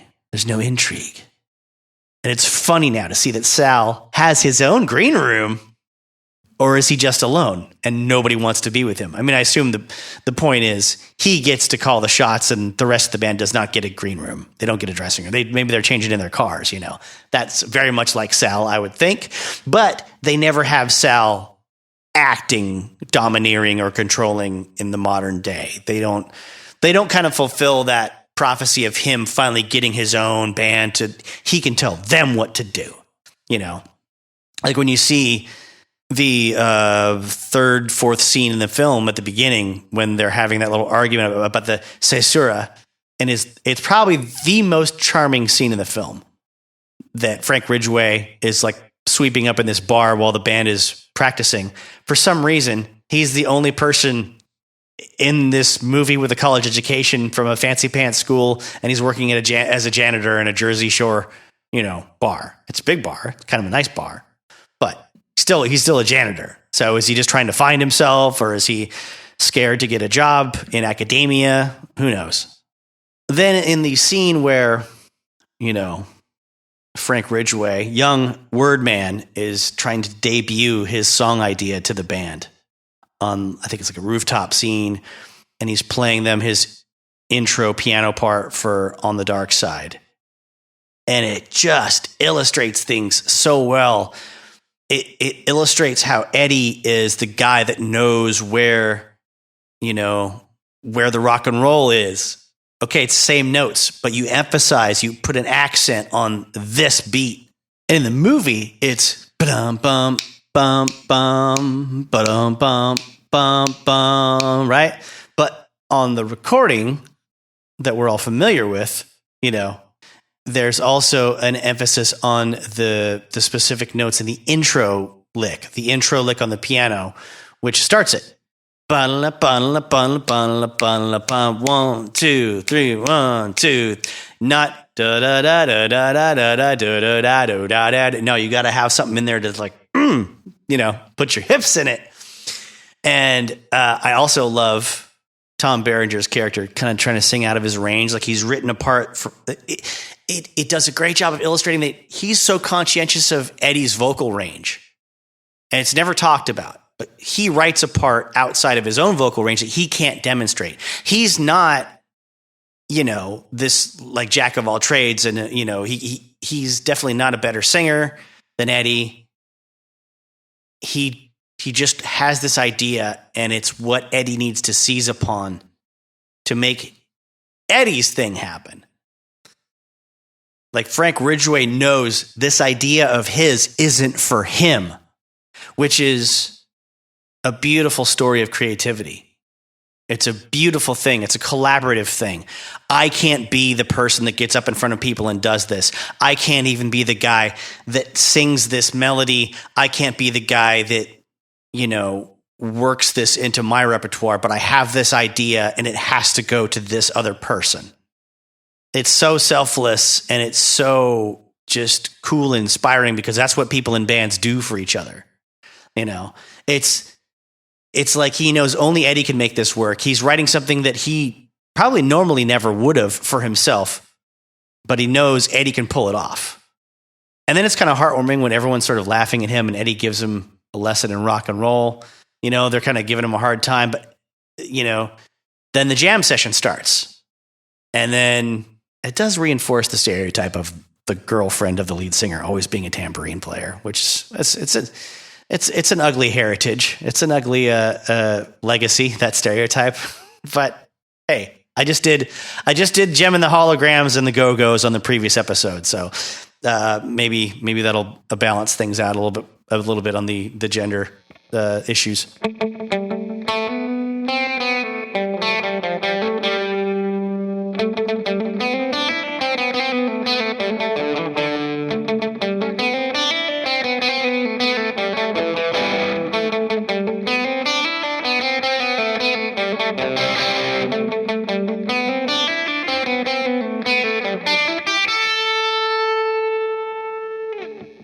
more of my notes and observations from rewatching the film.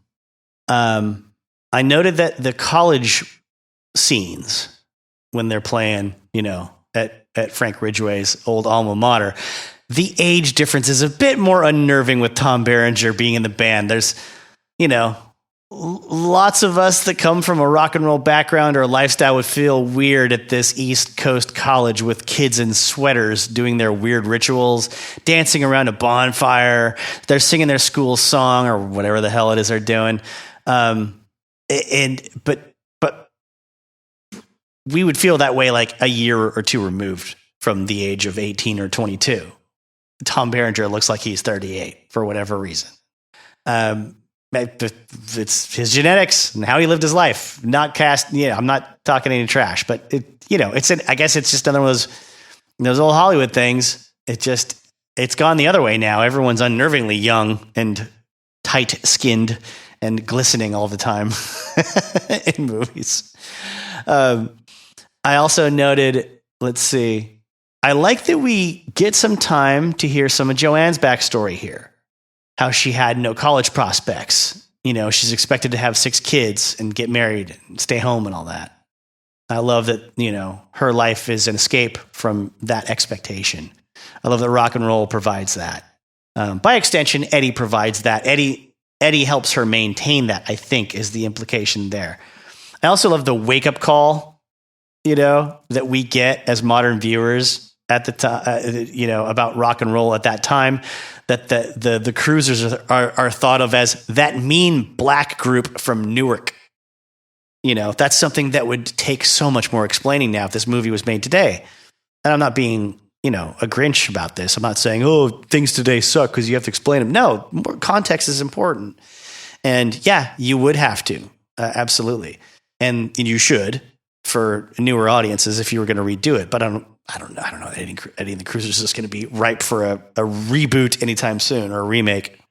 I also freaking love how when Eddie catches Frank kissing his girl, he still plays the show all pissed off the whole time. He punishes Frank by not allowing him to change clothes, and then he won't let him quit the band. It's one of those perfect character moments where you're still on Eddie's side, even though he's being really manipulative and he's being very controlling, but he's disciplining this kid, They brought him in as an outsider and he stood up for this kid, dude. He made the band believe in Frank Ridgeway. And this is what he gets in return, So instead he didn't punch him in the face. He didn't call him a bunch of names. And the way it's done in the book is great too. It's really well written, I think. I think it translates to the film even better in a lot of ways. It's a little simpler and more to the point. Like if you don't get it, you don't get it. I know when I was a kid, I didn't get it. I didn't get why is he calling him by a different name? I didn't understand that Eddie's got it figured out. They're here to make Frank Ridgeway look good. And he took that away from him on stage because Eddie's in control. Eddie is the guy that this all hinges on. He knows it. And he doesn't throw his weight around like a guy who doesn't deserve it. He doesn't do it in an overt way. He does it in a sneaky way. And it's just like, what are you going to do? What are you going to do about it? He's not withholding money from him. He's not disparaging him in front of his old hometown or nothing. He's just not allowing him to take credit for being the kid that was from that college. He's not allowing him to have his moment as the conquering hero after he started making out with Eddie's girlfriend. And then after all that, to deny him the choice to quit the band.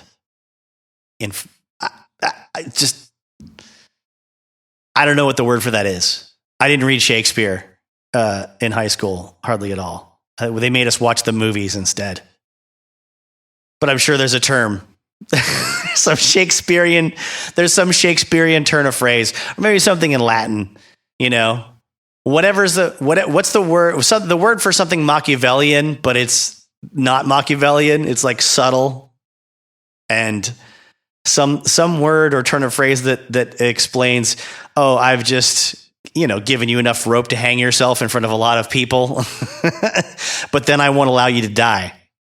Whatever the word for that is, please, someone call in now. Call in with the Latin phrase that is, or the Shakespearean quip that you know of. What is it? What is it that I gave you enough rope to hang yourself and then refused to let you die? And the cruelty to do it after refusing to let Frank change his clothes out of his college type clothes, his normal person clothes. He won't let him get into his gear, his Eddie and the Cruiser's gear. So he's on stage, clearly someone who blends in with this college crowd, and then he won't let the college crowd know who Frank Ridgeway is. I can't explain how much I admire that writing anymore. And if P.F. Kluge had written 15 more novels about rock and roll, I would have read at least 4 of them. I don't read much fiction. All right, now, this scene from the book takes place the day of Eddie Wilson's funeral. The band is driving home, supposedly, and Sal Amato, the bass player, has them pull into a restaurant for dinner. It becomes very clear to everyone there soon enough that he's got family that works there that own the place. And the dinner's on him. He starts holding court, He starts directing traffic, basically, and dominating what becomes the conversation about the future.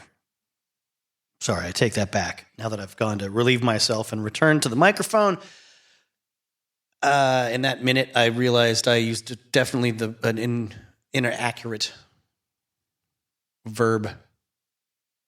Dominating the conversation about the future would be wrong because he's directing the conversation about the future. The conversation's only happening in Sal's head, virtually. He's obviously rehearsed this a lot. It's a conversation that doesn't actually exist in reality. Before we knew what was happening, they were bringing out the food. Trays of hot and cold antipasto, soup, pasta, veal, and chicken. Hey, let's eat, you guys, Sally urged, and he stuffed the napkin into his shirt front. Chow down. Anything you need that ain't here, just ask. They'll make it special. These are my people. But remember, leave room for dessert. Sally attacked the food, hearty and jovial. Hey, Wendell, he called out. Guinea soul food. Bet you never seen the likes of this in Newark. Nope, Wendell answered, staring at an artichoke. The best in the world, Sally said. I grew up in this stuff. Now you see why I get homesick in some place like Ohio. Hey, dig in, everybody. You leave anything, these Italians take it personal. Kenny, you better watch out for the garlic. It's an aphrodisiac. Thanks, Sally, Kenny responded. He tried to be decent. Like they say, close your eyes and you're eating in Italy. That's how it went for an hour and a half. Heavy food and Sally's jokes to match. I was never less hungry than when I sat down that day at Villa Napoli, and I'm sure the others felt the same. Sally had miscalculated disastrously. Still, we tried our best. And I guess we knew what Sally was trying to accomplish. And we knew it was doomed. That didn't help our appetites. I prayed over Anisette and Totoni. I prayed that the meal would end quietly. Hit the road. Meet again someday, okay? Okay, Sally began. Let's talk. This morning we put Eddie in the ground. He was your friend and my friend. Mine first. I got nothing to prove in that department. Understand me? My thoughts and feelings inside. Anybody got any doubts along those lines? Say so, and we'll clear it up right now. He was like a plucky kid, daring anyone to invade his territory. The territory was Eddie. The question is, and Eddie would want us to ask it with no delay and no screwing around, what's next for us? The question is, no, don't say it, Sally, I pleaded as I stared at an unfinished piece of veal. What would Eddie want us to do? He glanced around the table, as if he wanted to allow time for the question to sink in. and to let us appreciate the fact that he was already planning for the future. Okay, he said, we got a good basic group, but we're going to need a lead singer. I say let's not rush it. We'll bring in guests and give them a shot. Candidates. No permanent replacement till we find somebody who's good. Somebody enough like Eddie so as we can hold on to the old crowd. But different too, so as we can build on what we had. What's Doc think? Kenny asked. Doc who? Sally retorted. The showbiz whiz who booked us into an amateur night in Newark? Doc who put his name on our records as producer because he went out and rented some tape recorders? That Doc? The Doc who missed Eddie's funeral this morning? Is that the Doc you mean? Listen, I'll do everything he did and more, and I'll do it for free. I got better connections anyway. What would you guys say if I told you I was already in contact with the #1 supper club in Cherry Hill, New Jersey? Or that I had conversations with Claude Richards about a television spot whenever we're ready? And how about a solid month's work in the Catskills right up to Labor Day? How's that sound? Again, he waited, clearly wanting us to be impressed by what he had done for us. But no one said a word. I'm telling you guys, we got to move now, he insisted. We can't just die. We got to take our shot now, before they forget us. They forget fast. You better believe me. So what do you say? Do we get on with the music? I'll never forget that moment. I sneaked a glance around the table and every one of us was sitting with his head bowed, like students who don't want to be called on. I don't believe this, Sally shouted, slamming the table so the dishes rattled. It's like I'm pulling your fucking teeth. Do I get a response from you guys? What'd you say? A little table talk? Dinner conversation? You, Hopkins, how about it? If anyone had to go first, I'd just assumed that it was Kenny. Still, I felt for him. No, Sal, Kenny answered softly. Beg your pardon? Sally fired back, mockingly, cupping his hand to his ear. Could you speak a little louder, please? Those drum solos you've been playing must be going to my brains. Sal, I said no, Hopkins replied, holding his ground. I hope you heard me. Sure I did, but could you... I've made other plans is all. Other plans, huh? That's nice. You mind telling me? In case somebody asks, whatever happened to you? I don't want to look any dumber than I have to. Doc arranged it for me, Kenny said. During Lakehurst. I mean, Eddie was looking out for himself. Why shouldn't I? Sure, Sally said. Why the hell not? I'll bet the good doctor found you something choice. A cruise ship, Caribbean. They need a musician. It sounded like fun. Count on Doc to... Just remember that I set this up before Eddie died. It's a decision that has nothing to do with you, Sal. Understand? I was just waiting for a chance to tell Eddie. Wow, I feel better already, Sally said. Irony wasn't his style. It came out nasty, and it hurt him about twice as much as his intended target. Well, Wendell, my man, your turn at bat. Want to tell me what ship you're shipping out on? The silence was painful. Even Sally felt it. When he spoke to Wendell again, he was patient, almost gentle. Hey, Wendell, you know I ride you. I crack Amos and Andy jokes. I tell stories about Rastus and Lorenzo. I drive through Newark. I drive fast with all the doors locked and the windows up. Because that's how they do where I come from. But no lie, I really want to know which way you're headed. I always liked you, Sally, Wendell said. And thanks for the meal. It was nothing, Sally said. I'm going to have nice memories of you guys, Wendell said. And of Eddie. Which means, thanks, said Wendell. And so long. But Wendell, Sally persisted. I think he was more curious than hurt. Where are you going to go? How many mixed groups are there? I mean, there's us and the Dell Vikings and who else? There's black groups, Wendell said.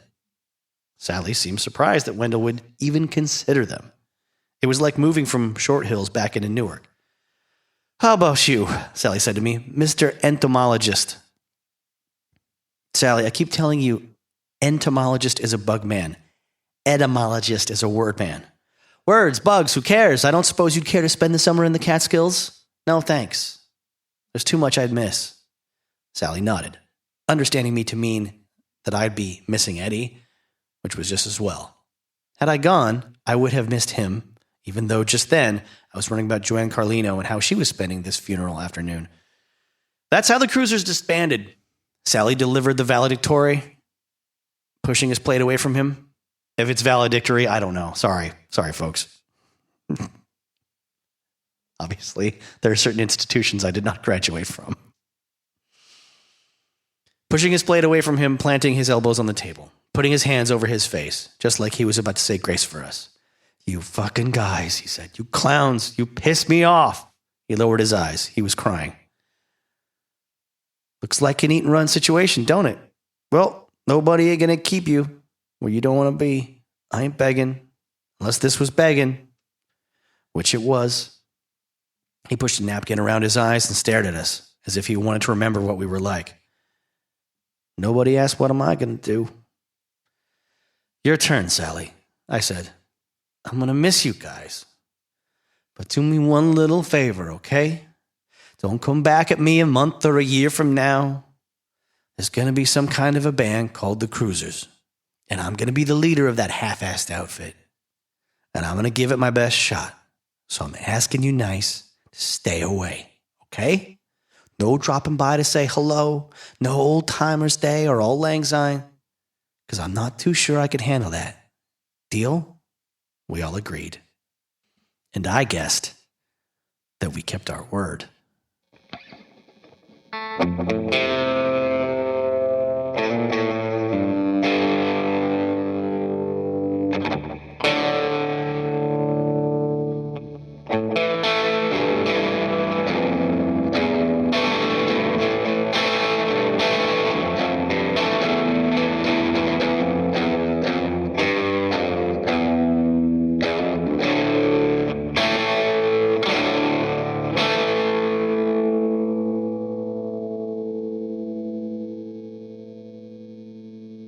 Now, another bit of making of the movie trivia when it comes to a musical connection is the fact that a musician by the name of Southside Johnny from New Jersey was hired to coach the actor musicians as technical advisor for the film. He was a longtime buddy and collaborator of Springsteen and little Stevie Van Zandt. The director Davidson says, it was a 10-week shoot in New Jersey, and I realized very quickly, we're going to need as much time as possible. And he basically had to use all the music sort of coaching connections he could, get his hands on to pull the thing off. So he schedules all the more dramatic scenes, the more like we need your acting chops together scenes to be shot in a row in the first 5 weeks. But then while they're doing that, Davidson tries to have as little of Michael Paré's scenes going on so that he could be back at the motel getting coached up by Southside Johnny, who would spend like 8, sometimes 10, 14 hours a day working with Michael. And it turns out that black Fender Stratocaster that changed my life visually was Southside Johnny's guitar, the guitar in the film that Eddie plays. This is the guy that was getting Michael Paré coached up on how to really be, a commanding frontman that played guitar, to make you as an audience member believe that he has the potential to be a great big rock star. So that's kind of what it took to get the band going and Michael Paré specifically. Now, Michael Paré and Matthew Lawrence, Matthew plays Sal, the bass player and backup singer in the band. They both admit that they were just kind of getting caught up to speed as to how to look like musicians during rehearsals for the filming. And they definitely said Kenny Vance was really important for that. He was the real hero of the movie for that. And Kenny's the guy that we talked about earlier from Jay and the Americans. He also had a lot of musical history around the Tin Pan Alley days. He had actually formed a group that auditioned for Jerry Lieber and Mike Stoller. Those guys wrote tons of hits for the Coasters. If you look up those names, I mean, they are, I don't know, they're kind of unsung heroes of rock and roll, but hopefully they got paid lots of money for the songs that they wrote.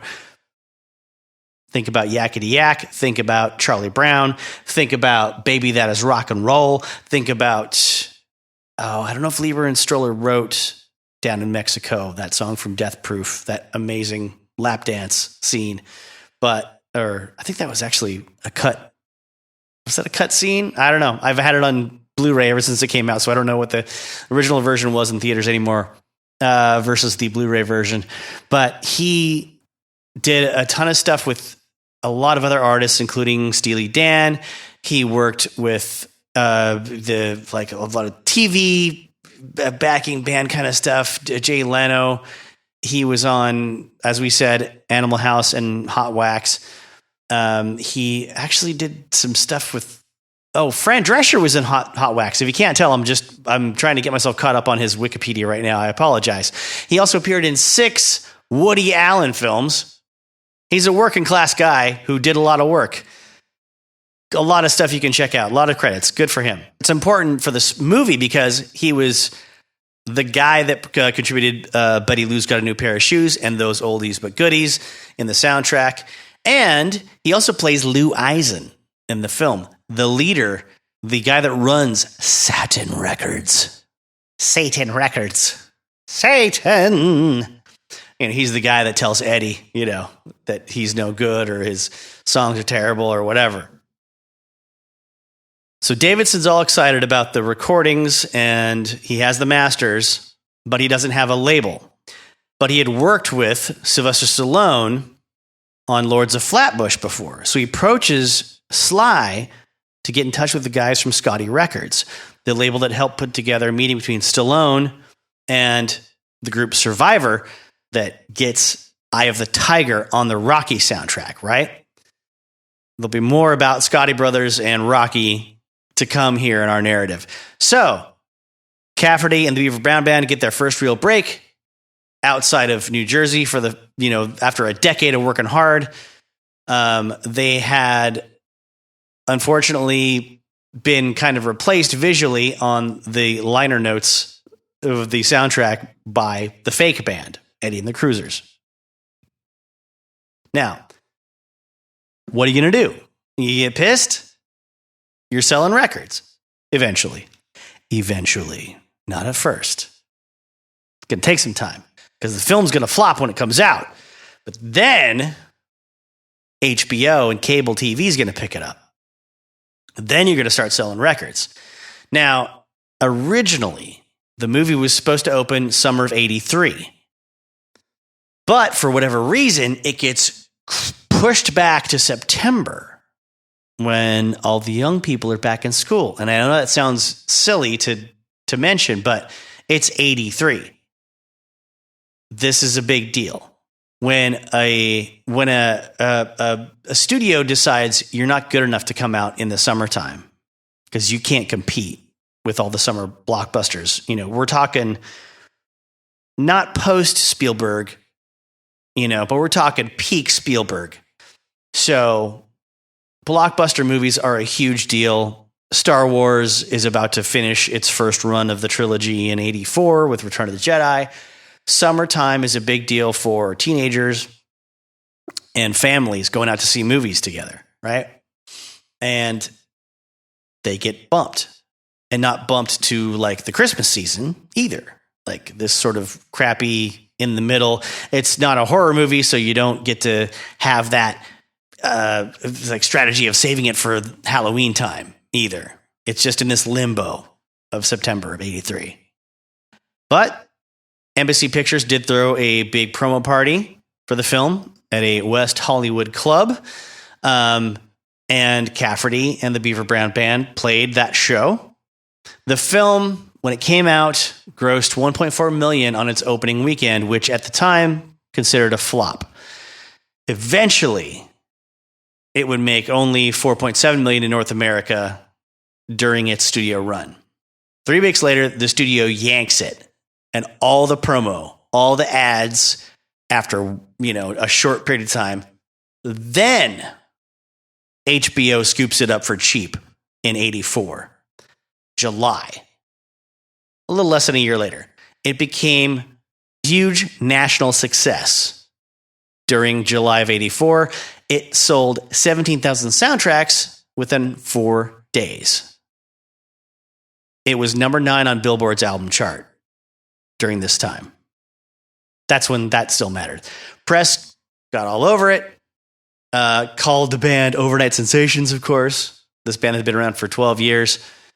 And I guess in early interviews, Cafferty dismissed On the Dark Side as a vehicle for actors. A year later, it was number 7 on the Billboard singles chart. Number 1 as an MTV music video, citation needed.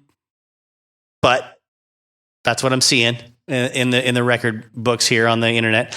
And then it went gold by October of 84 and eventually platinum, selling over 3 million copies.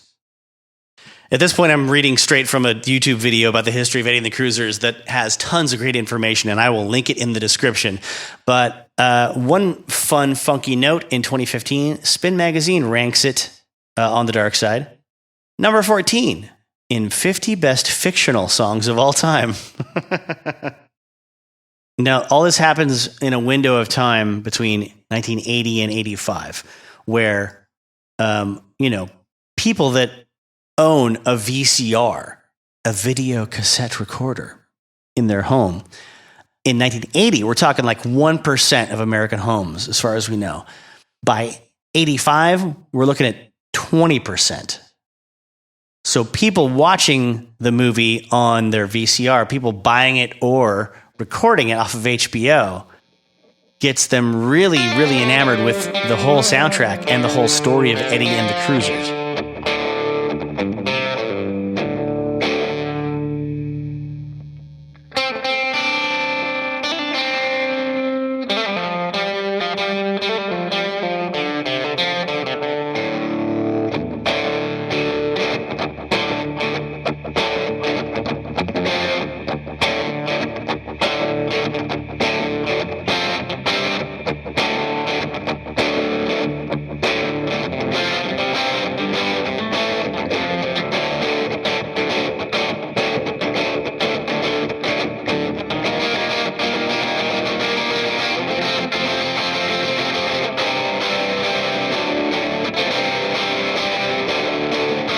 Something new I noticed about this story and the way it's presented in the film just now. Like, not just now meaning a recording from half a year ago or a year ago, which are recordings that are in this episode, but I'm talking a couple of days before I put this out, revisiting the film again. When Joanne comes in and sees Frank Ridgeway playing a song by himself, I think it's Tender Years, and it's all instrumental on the piano. And then they talk a little bit, and he quotes some Rimbaud, and she mentions what she knows about Rimbaud, and he hands her the book, and she takes it away. Now, unlike, I believe, based on my memory from last year, unlike the novel by P.F. Kluge, it's fascinating to me to now have to reckon with how significant it is that Frank Ridgeway is the guy that plants the seed by giving it to Joanne. It doesn't go to Joanne, it goes to Eddie. Frank is now responsible for the demise of everything. He gives Eddie the keys to his own destruction, his own obsession, in a way. He elevates, like, this influence is what elevates Eddie. He now has a new influence to live up to. And it's also a poison to him. It's his demise at the same time. It's what he measures everything that he can achieve against. And it mirrors, of course, his experience. That's kind of the point. And I don't think I don't know enough about Walt Whitman's life, but I I don't believe he had that sort of period of seclusion as Rimbaud supposedly did, which is what Eddie Wilson's story in this film mirrors, right? He loses it, he disappears, and reappears right at the end. God damn it. If I can pull off anything, if enough people hear this episode or hear any episode of my podcast, God damn it, if I could just interview, folks that made this film, as well as folks that made Airheads, and maybe someday interview E.G. Daily. I think that would be, the pinnacle of my success. If I got that much notoriety to just talk to these people that made something so interesting in the history of rock and roll, in film and rock and roll during the 80s and 90s. Damn it. Let's talk a bit about the Palace of Depression, which is featured in the flashback scenes toward the end of the movie, and featured in the film as the site of the recovery of the lost Season in Hell tapes. This was a real place that had been built by one man, except for the fact that by the time the movie was filmed, it didn't exist anymore. But in the timeline of Eddie and the Cruisers in the 60s, it would have still been there. It wouldn't have been there in the modern day, timeline. Contrary to what you might think, and my first thoughts, the title Palace of Depression was not a reference to being depressed yourself. It was named because it was built during the Great Depression. Before the Depression, though, the man who built the place, George Daynor, was a gold miner in Alaska, and he got rich up there. Like a lot of folks, he, at the time, would take that money and put it in the stock market. Unfortunately, that didn't last very long for any American who had money in the stock market after 1929. To quote the old Richard Pryor bit, talking about making out with your girlfriend back in the 50s, when people weren't really having lots of sex and you were a teenager, if you're Richard Pryor, and you tongue kissing for hours and hours with your girlfriend, and the dick gets harder than times in 29. So, like most Americans, he didn't really know what to do next. And at that point in his life, he wasn't like young and full of beans and ready to go hustle out there and break his back doing lots of work for little money, even if he wanted to. Didn't really have a clear direction as to how to start up a new career when so many other people were looking for jobs. But he did have a vision, he claims, from an angel who told him to go to New Jersey. Vineland, apparently, is the name of the area.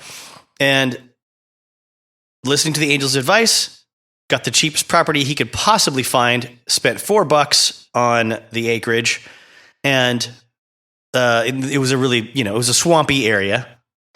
Lots of mosquitoes, lots of ticks, lots of crickets, croaking frogs that make it impossible to sleep.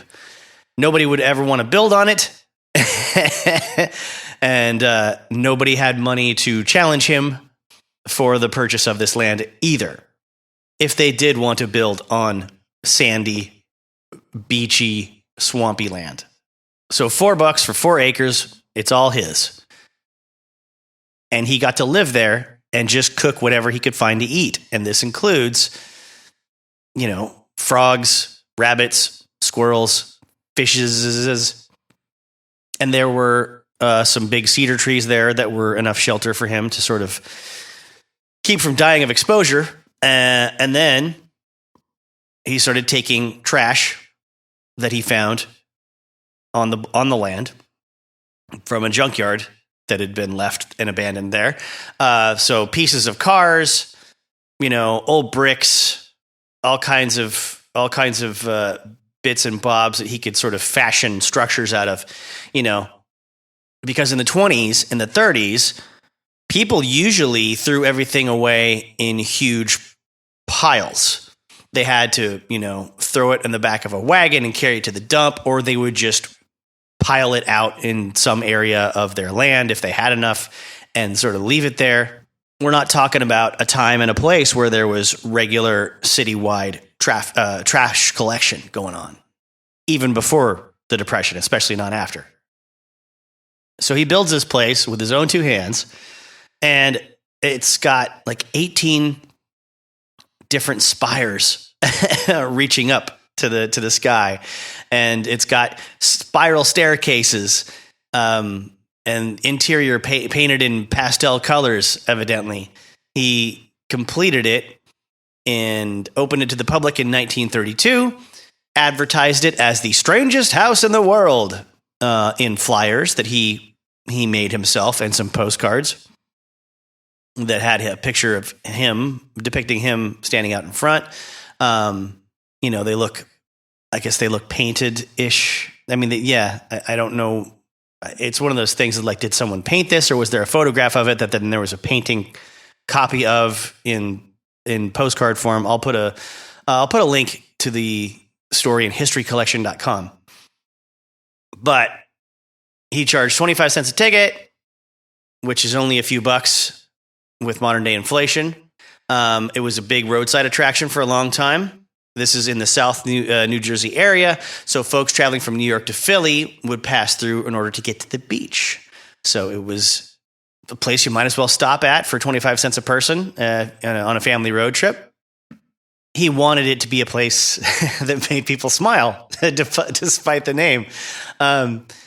He would be there at the front to welcome every single person that came in with a great big smile. He wanted to be an example for folks that needed to be reminded that even when you're at rock bottom, it's still possible to sort of work your way up, do something amazing, something unexpected.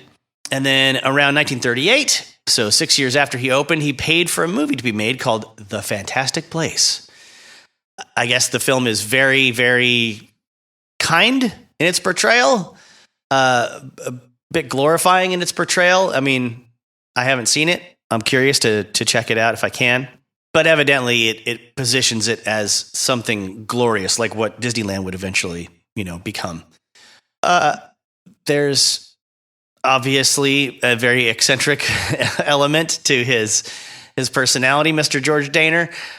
It did get him into some trouble, though, unfortunately. When he got older, ticket sales were slowing down. He was trying to drum up publicity. And around some part of the 1950s, he decided to just, insert himself into this weird newspaper story. A kidnapper had taken a small boy and was on the run, being hunted. So he makes up a story to say that this kidnapper had visited the Palace of Depression while he was on the lam. Unfortunately, this brought the attention of the FBI. So they did a full investigation based on this rumor that he planted out in the public's, eyes and ears. And they discovered that he completely made it up. And they threw him into prison for a year for reporting a false claim.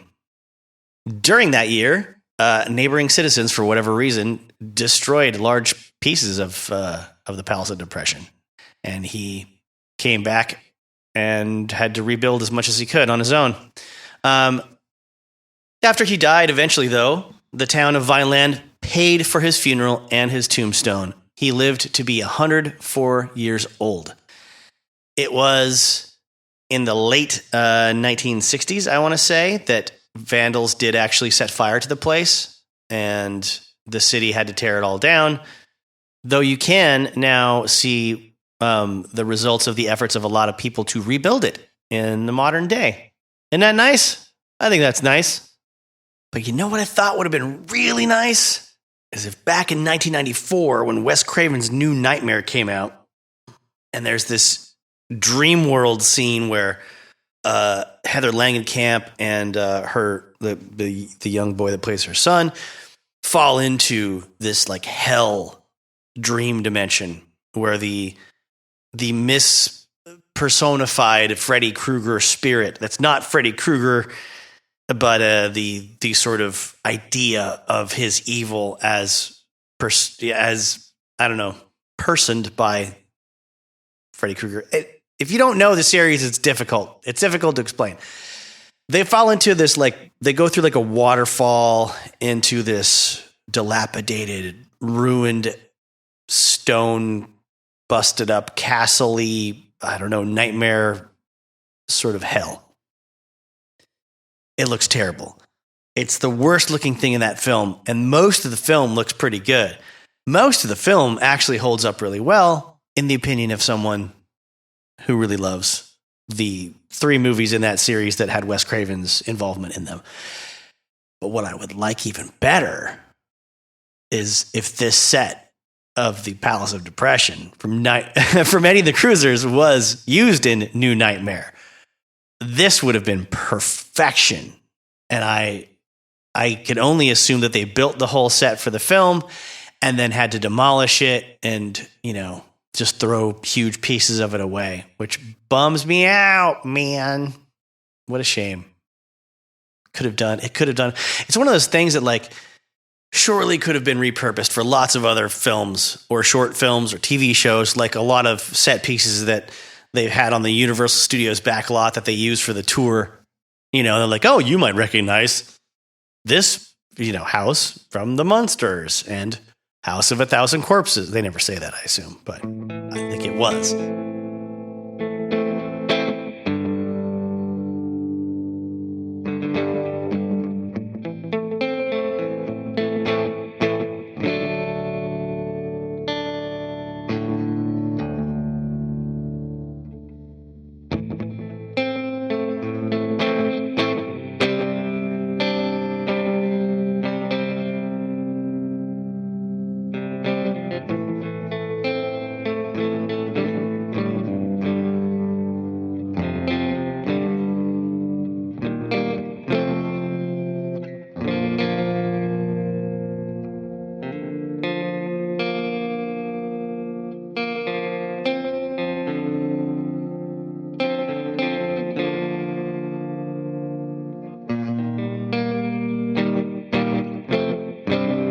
So, now while I fawn over this movie a lot, and I give it a lot of credit, and I don't criticize it as much as a lot of other people did at the time, and probably would today if they saw it, I do have issues, especially towards the end.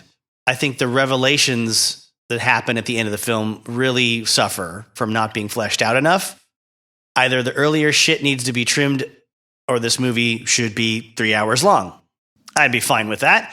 I'd watch a 7-hour version of this or a mini series or something like that. I don't know that you could redo it in a way that would actually sell or make anybody happy because it's not going to be the original anyways. It's going to be different. And Michael Paré is so good as Eddie. I don't know. And it would be something totally, I guess, I think if it was to be redone, the best case scenario is you just adapt the novel a lot more thoroughly. And you include the murder plot, and it becomes a mini series on a streaming service or something. And so that way it gives you something in place of the fact that, something to keep you from obsessing over how the actors are not the visual you remember. And the music would be redone by another artist. So I don't know. It wouldn't happen because if they did it, it would end up like that Gem and the Holograms movie or something. It would be completely different from the source material. And the movie doesn't establish why Eddie doesn't have any lyrics. He's got a great way with words. He's a captivating presence to his audience. He's got a mind that is sharp, but also it's got layers. He understands a little bit of psychology. He understands symbolism. He grasps for things that Frank Ridgeway is better at explaining. But Eddie doesn't seem like the kind of guy that couldn't write his own material. I don't think they do a good enough job of establishing why the hell the record company is so pissed off. What does the new stuff sound like? We haven't, we should have had like pushback from Sal in the pre-production phase of the recording of Season in Hell. New young bands don't get to do a whole album with no supervision if they're considered a potential moneymaker for a record label, especially not back in the early 60s. They should have had scenes with like the A&R guy cautioning them not to go too far into the imagery they, that they're leaning toward, right? They should do stuff that makes people happy and makes them want to dance and not get all weird.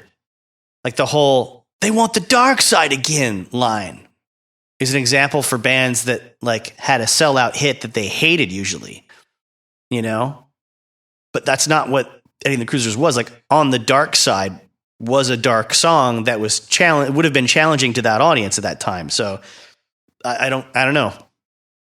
There's a comparison there with the Doors, with "Light My Fire," right? It's not a feel-good song, but it was their big, huge hit, and it sort of dogged them till the end, and people wanted to hear it all the time, which what more could you ask for as an artist, quite frankly? But hey, I'm not Jim Morrison, clearly.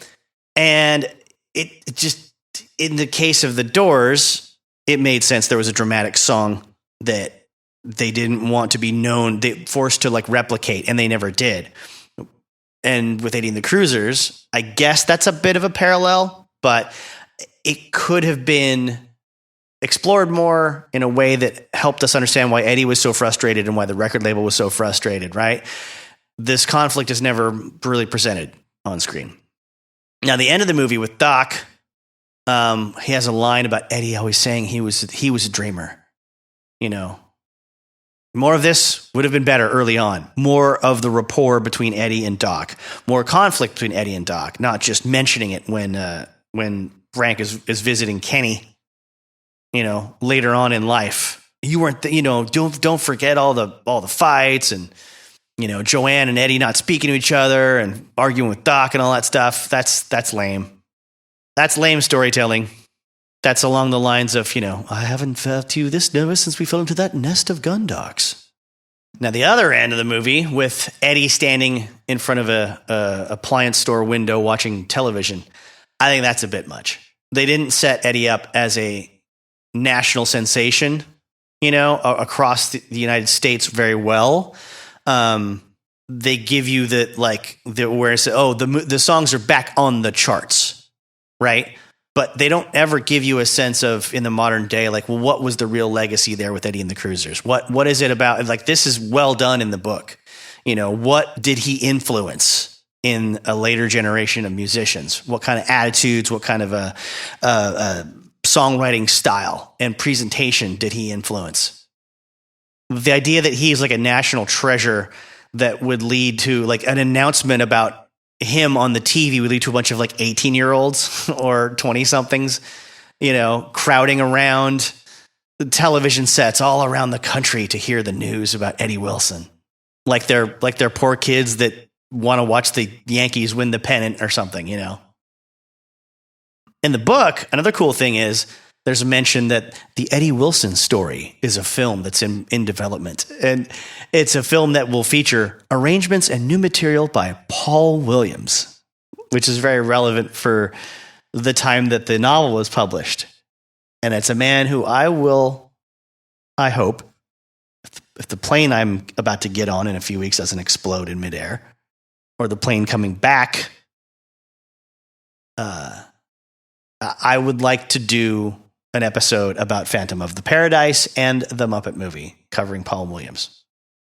Now, I like how the main thrust of this film is like the story of a band that would have bridged the gap between Buddy Holly and the Doors, like skipping over the Beatles and the Stones and the English influences. This is an American band, a Jersey band that doesn't have any pop sensibility informed by the British invasion. I don't think that happens in stories about rock and roll history much. Those bands don't have big influence. There were bands like that, but not ones that had a huge rock and roll influence from the early 60s. There's singing groups and, harmony groups, stuff like that. But there's also the fact that, Eddie Wilson's a badass leader of a blue collar bar band who's too sensitive to fake his way through anything. And still, at my age, in my mid-40s, might be the coolest looking person I've ever seen playing a stock Fender Stratocaster in black with a black t-shirt with no sleeves on.